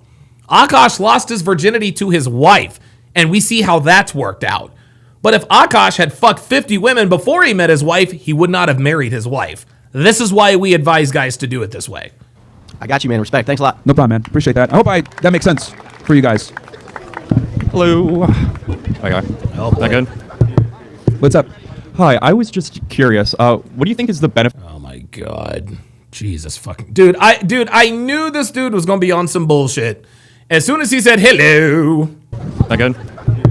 What's up? Listen. Hi. I was just curious. Listen. He said hello. Okay. Is that good? Listen. What's up? Hi. I was just curious. Down, and he has the prerequisite knowledge of how to deal with women accordingly, and then he picks the right one to start a family with. I got you, man. Respect. Thanks a lot. No problem, man. Appreciate that. Respect. I hope that makes sense for you guys. Respect. Hello. Hello. Okay. Is that good? Look. Hello. We already knew it was about to be on some bullshit. What's up? Hi. I was just curious. What do you think is the benefit of using words like whore to describe women? Like, who is that actually benefiting here? It benefits men because we're telling the truth about women.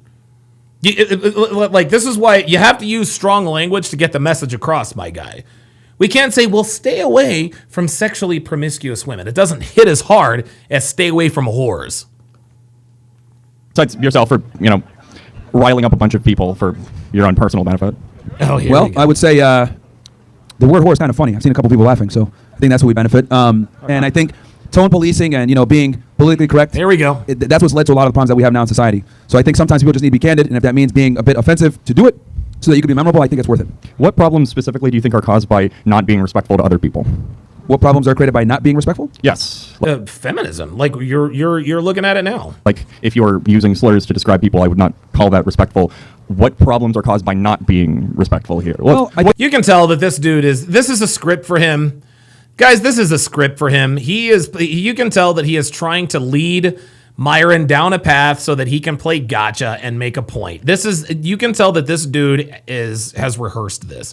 His heart is probably pounding in his chest right now. What problems are caused by being respectful here? Well, here's the thing.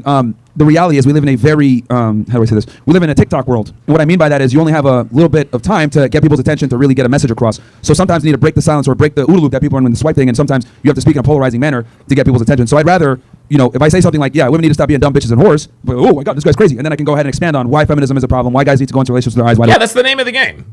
It's called shock value. And it's funny because a lot of people, all these people, there are so many people like, oh, you only say this for shock value. That's the name of the game. Okay? People don't pay, dude, this is what people both understand and chastise the same thing. In order to be a successful content creator, you gotta make people uncomfortable. You gotta make people uncomfortable. Because if you don't, people aren't going to listen. Okay? You can't say, well, women are sexually, no. 5 signs she's promiscuous. No, 5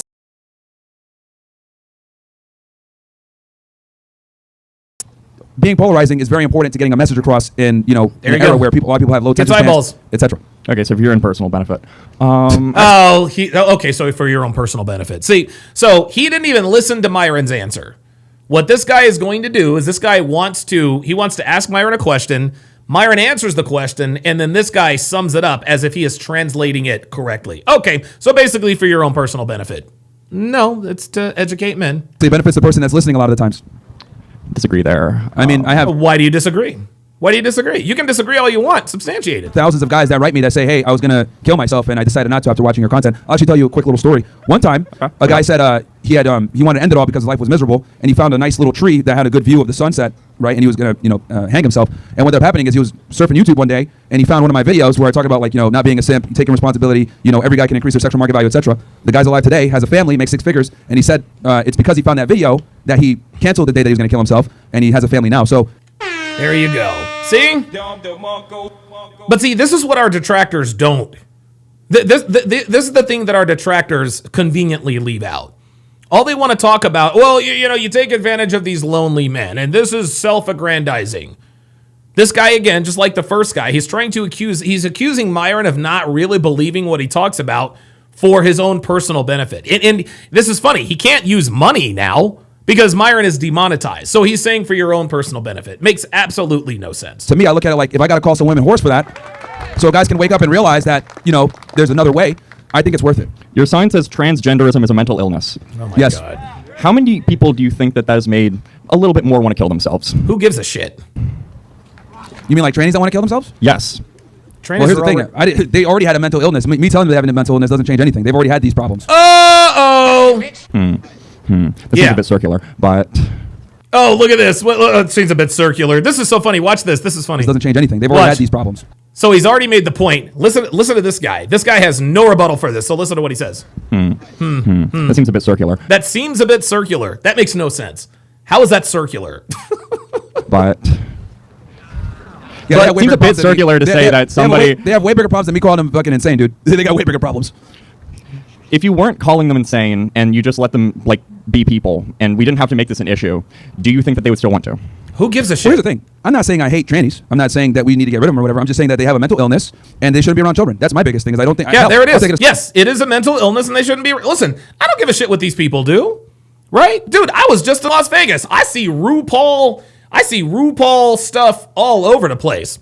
Let RuPaul do what he wants to do. Right? He said he's going to do a drag race for the mother-tucking world. I think that's actually kind of funny. Right? I don't care what. Listen, if you're look. If you're a man and you want to dress up and act like a woman, I don't care. I have a problem with that. What I do have a problem with is trying to influence children, giving them gender dysmorphia. That's what I have a problem with. Just keep them away from children. That's all. That's all we're asking. I don't even think gay men should be around children. I don't think they should be allowed to adopt kids. And if I had my way, I would put gays in their own part of town. And the reason why? Love to hear. No. Nope. No. Disagree with Myron there. No. I want gays in my part of town. I want homosexuals as my neighbors. Yo, surround me with homosexuals. Surround me with gay people. You want to know why? Because that property value goes way up. When you are, when homosexuals move into your neighborhood, the property value goes up. Dude, we live right across the street from a couple of lesbians. Man, coolest people in the fucking world. They hooked us up with Christmas lights. They gave us a little outfit for Fernando. Like, dude, we love these people. We love these people. I think one of the women drives a Porsche. The other one, what does the other one drive? What does the other one drive? The other one drives like a Ford Bronco Raptor or something like that. Yes, bring in the gays, bring in the lesbians. Yes, love to hear that. Well, I'll go ahead and expand on this. I don't think children should be exposed to homosexuality at all. What do you think I'm going to do here? Huh? What do you think I'm going to do here? What do you mean you do here? Yeah, what do you think the gays are going to do to the children exactly? Well, what gays are doing to children is they could sexually molest and rape them. That's why. Right? You don't want sex offenders around little girls, do you? Well, of course not. If there's a man who has been convicted of unspeakable crimes against children, and you know that he has an attraction to children, you don't want them around children. Well, a lot of homosexuals, they are attracted to the same sex. Why in the world would you want your son around a man who likes men? That makes no sense. No sense at all. Okay, so my thing is, I don't like public displays of affection, right? I don't like PDA. Even between heterosexual people, I don't think it's appropriate. In front of children especially. So my thing is I think gays need to go back in the closet. We don't want to know you're gay. We don't need the flamboyant, parade marches and everything else like that. And if you want to go ahead and have your gay clubs and make out and do all the other degenerate stuff, no problem. Just do it in your own area, and I don't think kids should be seeing it at all. Because Dude, I do think that children are the future. Your entire deal is being a piece of shit really loudly. So why can't other people be normal? Here we go. Yep, this was it. This is the coup de grace. This is the coup de grace right here. Guys, this dude is not listening to Myron. All he wants to do is make statements to go viral. That's all he's doing. Listen to this. Your entire asshole shtick. Entire deal is being a piece of shit really loudly. So why can't other people? Your entire deal is being a piece of shit really loudly. Did you come up with that all by yourself, or did your boyfriend give you that line? Give me a break. Well, be normal loudly. Well. I don't care. No, guys, respect this First Amendment, man. It's fine. But this is the package that I'm talking about. Anyway, so. Whoops! Uh-oh! Guys, respect this First Amendment, man. It's fine. But this is the package that I'm talking about. Anyway, so we got to combat this, guys. But it's cool because we can have a discussion, right? It's very important to have these discussions. So thank you for being up here. Of course. Again, I think. Okay, so my worldview is this: children are the future. Children need to be protected, and if that means that we need to do certain things in society to protect said children, I'm willing to do that. So I don't think it's appropriate for gays and lesbians and other people that are sexually degenerate to be around children and or even be able to adopt them. I think that's a problem, right? If they want to become an adult and then they want to learn about homosexuality and everything else like that later on, that's fine. But they can do that when they're an adult and their brain is fully developed, so they can kind of have their own worldview. But I don't think it's fair to children when they're still developing, still going through life, etc., to see these things. So that is a big reason why I have the worldviews I have when it comes to trannies and gays. I don't think kids should ever be exposed to that. I think rainbow flags should be completely banned. I think if it was up to me, I'd put gays in their own little part of town where they can go ahead and practice homosexuality openly. They can do their parades, everything like that. But then when they come into regular society, we don't want to see any of that. I guess the last question. Do you think that that's protecting parents from having to deal with the fact that their kids aren't cishet? Or do you think that it's... Wait, I got to slow this down. I already said. And I might have to do the closed caption. Like, I guess... Go ahead and practice homosexuality openly. They can do their parades, everything like that. But then when they come into regular society, we don't want to see any of that. I guess the last question. Do you think that that's protecting parents from having to deal with the fact that their kids aren't cishet? Or do you think that it's like... What is cishet? Hang on a second. What does cishet mean, guys?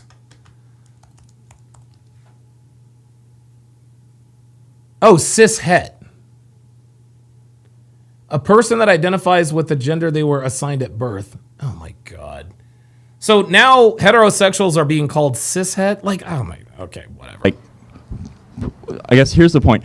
How is that protecting the kids? Because presumably some of those kids are going to be trans or gay, and if you're presumably some of those kids are going to be trans or gay. It's called the power of suggestion, my guy. Spending all of this time trying to make sure that they don't know about trans or gay people, then they're just going to think that there's a problem with themselves. And that's because there is. Not very fun for anybody. I don't think it is. I don't want anybody to feel that way.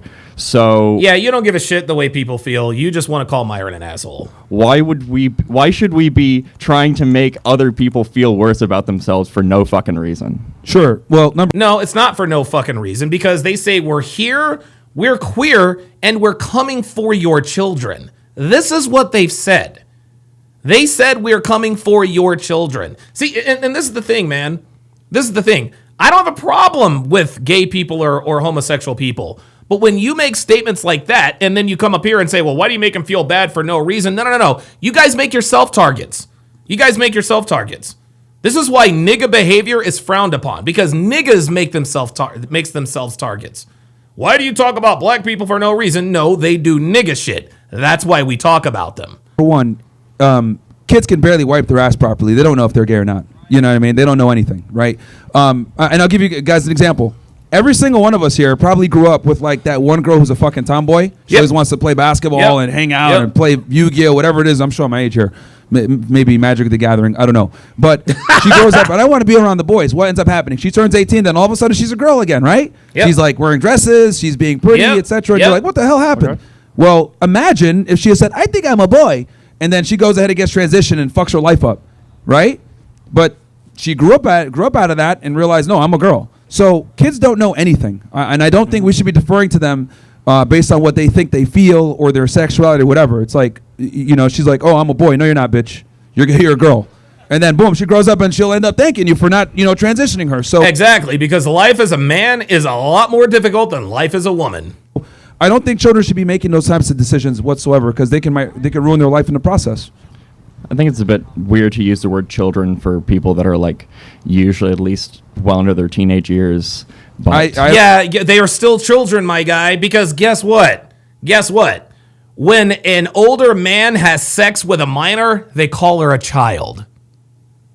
See, what he's trying to do, and again, this is tone policing, he's trying to make it sound a little less nefarious. Well, we shouldn't call them children. They are children until they reach the age of majority. I don't even think in their teenage years they should be able to make that decision. What about at 18? What's your opinion there? Hey, if they're 18, let them make the choice. At that point, they're in the age of majority. Let them do it. I don't care. Well, at that point... Out of curiosity. Yeah, at that point, maybe there could be a conversation, but, I think when they're still kids and teenagers, they don't know anything. All of us, I'm 35 now, and, I'm showing my age here, but looking back, I'm like, wow, my parents were right about a lot of stuff. It takes a significant amount of time for people to look back and realize, like, oh, they were right, or they were wrong. Right. So I do think that... And this is what these people like to do, is they like to influence young, impressionable minds. And this is why we have so many kids that are confused about what they are. I'm telling you guys, in 5 to 10 years, we're going to start to see, if we haven't already, we're going to start to see a rash of mental illness. We're going to see a rash of these people who were confused starting to off themselves because they realize, you know what? I fucked up. 18 is like the bare minimum where we can even entertain this conversation. But even then, I still think people aren't developed enough a lot of the times. Do you think that people know that they're straight or cis by the time they're 18? You know you're straight when you are a child, my guy. Well, that goes on a case by case. But I don't think you're... Case by case, I'd say. Okay. But I'd say the majority of the time they're probably... Yes, E. Jones has facts. Ask Nora Vincent. That's... what's interesting, E. Jones? I was actually thinking, wasn't there I was trying to think of the woman who transitioned into a man to see what it was like and ended up killing herself because she got depressed about it. Oh my God, Mac says, remember Desmond is amazing. You want to know something? I wonder, hold on.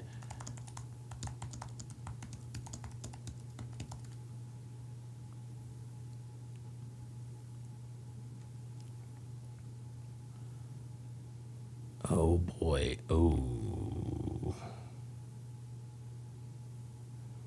Oh boy. Oh boy. Oh boy. Oh yeah. Oof. Oh my God. Yeah, he's still doing the thing. He's still doing the thing. Ken Rose with the $2 super chat. Appreciate that very much, my guy. Please straight. I don't think we're going to get any here anyway after this. So thank you. No problem. Just wanted to talk for a little bit. Thank you for coming. You all have a good and night. Talking. And guys, I know you guys were like, picking on him a little bit, but we do need to have these discussions with the other side. I think it's very important. We do. Because if you don't have these discussions, you guys aren't able to make your own opinions, right? So, what's up? So, I got one question for you. Uh-oh. If you woke up tomorrow and you became a woman, what's the first thing you're doing? Oh my God. Damn, bro, that would suck. What would you, honestly, if I were to, I don't know what I would do. Dude, you know what I would do? The first thing I would do if I woke up as a woman is I would come out of the closet as gay.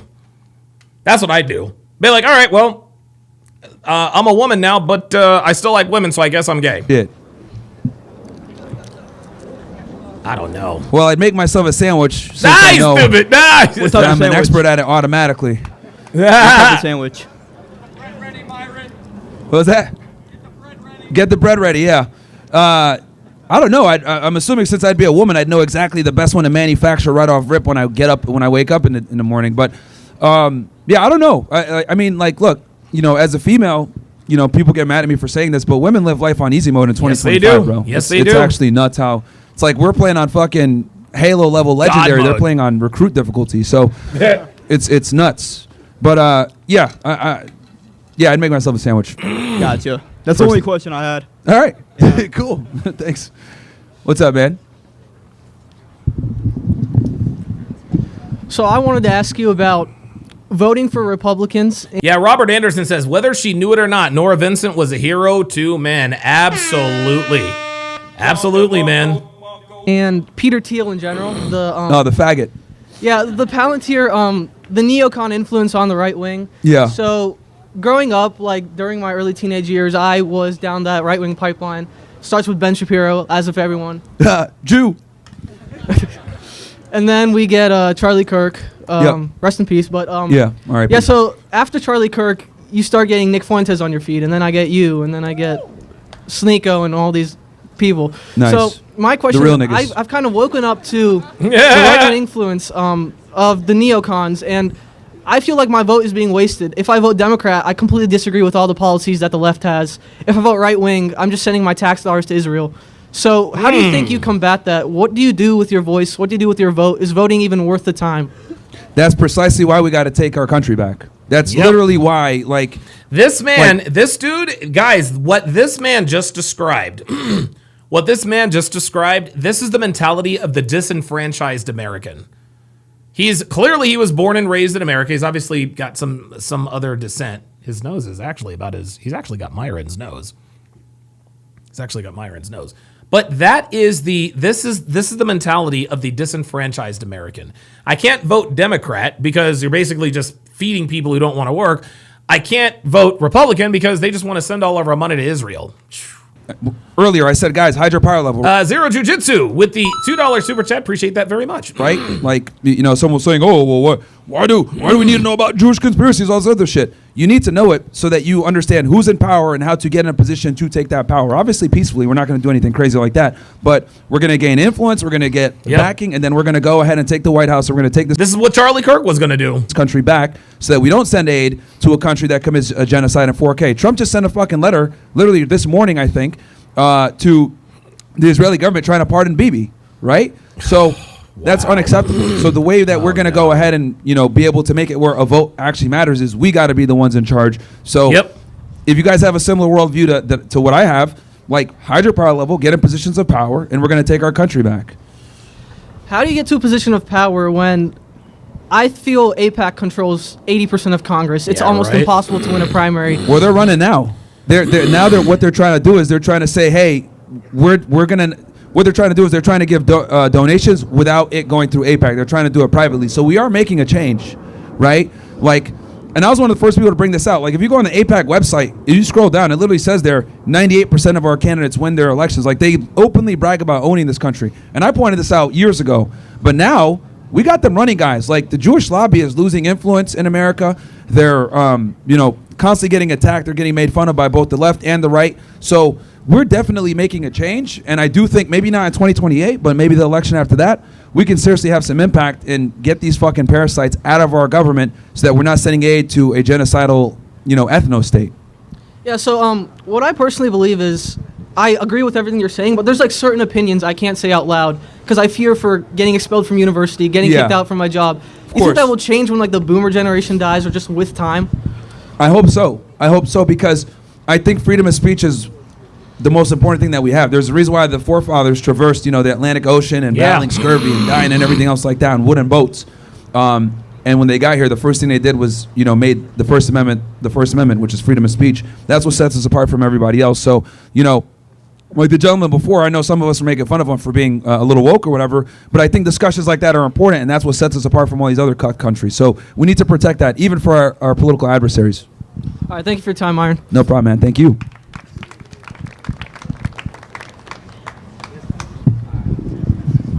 Maybe not so much freedom of speech for women, though. Just kidding. No, they can talk. We just ignore them. That's all. Because we all know women opinions don't matter. What's up? What's up, Myron? I just got off work to check you out. Come check you out, man. I ain't here to debate you. I'm here to thank you, bro. I was sitting at home one day playing a game. Saw a video. All I heard was if you're a man making 25, 30K a year, you're a loser. And look, I ain't got no college degree, but in the past year, I obtained my CDLs. I'm on pace this year to make about 90K. Nice. Woo! Yes, sir. Hell yeah. Very nice. I wouldn't consider that high value, but I'm earning value. Oh, you're getting there, bro. You're getting there. Yeah, Kevin Samuels used to call men like this Henrys. High earner, not rich yet. I really just want to come here to tell you thank you, bro. For No, real. thank you, bro. The relationship advice, how to deal with women, holding yourself accountable as a man. Bro, I needed to hear that. So it was really like words from a big brother. I just want to come and thank you. Thank you, brother. I Good for him, appreciate man. that. Yeah, don't Thank you debug so that much. guy. And guys like you are why I do what I do. So like even when people like that guy before, like, why do you need to say this stuff? That's why I do That's what I why. do right there. There you go. That gentleman over there. Watching you 3 years, Myron. Okay. Watching you 3 years. Hey, what's up, brother? Biggest your supporter. I want to shout you out. I want to shout out Sneeko. I want Yep. to shout out Andrew Tate, Nick Funyas, everybody. Yeah. You guys are Funyas. amazing. Those are the homies. Listen, The homies. guys like you need to make everybody better. Thank Because you, man. there's too many men in this world that are falling down. And Yep. I believe that. And I keep quiet a lot. When I'm around people. If I'm Yeah, at work, yeah. I'm at work. I'm working 6-7 days a week. Damn. I'm not in college here. Like I'm just grinding. Like you guys say, do. I believe people should stop partying so much and you focus guys are on the what you fucking need. future, man. Like the reason why I tell you guys, especially young guys, like you guys are literally the future. So Yeah, like, man. look, when you guys listen to me, Nick. This is why Charlie Kirk was doing what he was doing. He knew that the only way to change America was to start with the youth. Fuentes, Sneeko, Andrew Tate, any of these guys, make sure you got headphones in, right? Yeah. Nobody knows. I'm getting in trouble because I'm listening to you at work. Yeah. No, I'm you being can't do for that. real. No, put in the headphones, brother. Bluetooth. No, dude, I know. You guys got to be careful, man. I don't want y'all, getting in trouble. But guys, build yourself up. Get that influence because I'm telling you guys, 10 years or whatever, you guys are going to be the future of the country. So that's what it is. But Yeah, maybe I'll run for president one day. Who knows? Myron, I want you to be careful because you're gonna get bigger. Yeah, You're appreciate gonna get that, man. bigger. You Thank know what I thank mean? you. Like you got a big impact. So like I want you to be careful. Thank you, man. I appreciate 'Cause, that. like I don't want the same thing with Charlie Kirk. you Yeah. know? But Yeah, fuck that guy, whoever did it. Whether it was that dude or somebody else, like whoever was responsible for that, fuck them. So Yeah. appreciate that, man. Thank you. All right, who's up next? All right. Hey, Myron. Yeah, what's up, man? I haven't taught my dog how to do the Hitler salute yet, but we're getting there. Ah! I wish I had Frank here. The O slash. For those that are wondering, yeah, my dog knows how to do a Robin. Yeah, I saw that last Yeah. night. That was funny. I want to start out by saying it was funny. I was on Hinge the other week, and some girl had sent a controversial question to open, and then I sent her there's two genders, and she unmatched me. At first, I was like, all right, but then that kind of hit me. It's like that is kind of crazy to think it's 2025 and And guys, just to be clear, there are way more than two genders. There are way more than two genders. There are only two sexes. People, I don't have a gender, okay? I don't have a gender, okay? Gender is a social construct. Your sex, that is biology, all right? So yes, listen, there are 238 different genders. There are only 2 sexes. Just that was enough. Yeah. Well, I mean, I'm not surprised. I mean, women literally are like, so all the liberalism garbage that we have, it was spearheaded through feminism. Like, that's the reality, right? EP says, Myron really does need security. I'm telling you guys right now, and I can't, obviously you guys know, I know Myron personally. We talk almost every day. I can promise you, he's good. He's good. I know a lot of us, listen, I remember after the Charlie Kirk thing happened, I was texting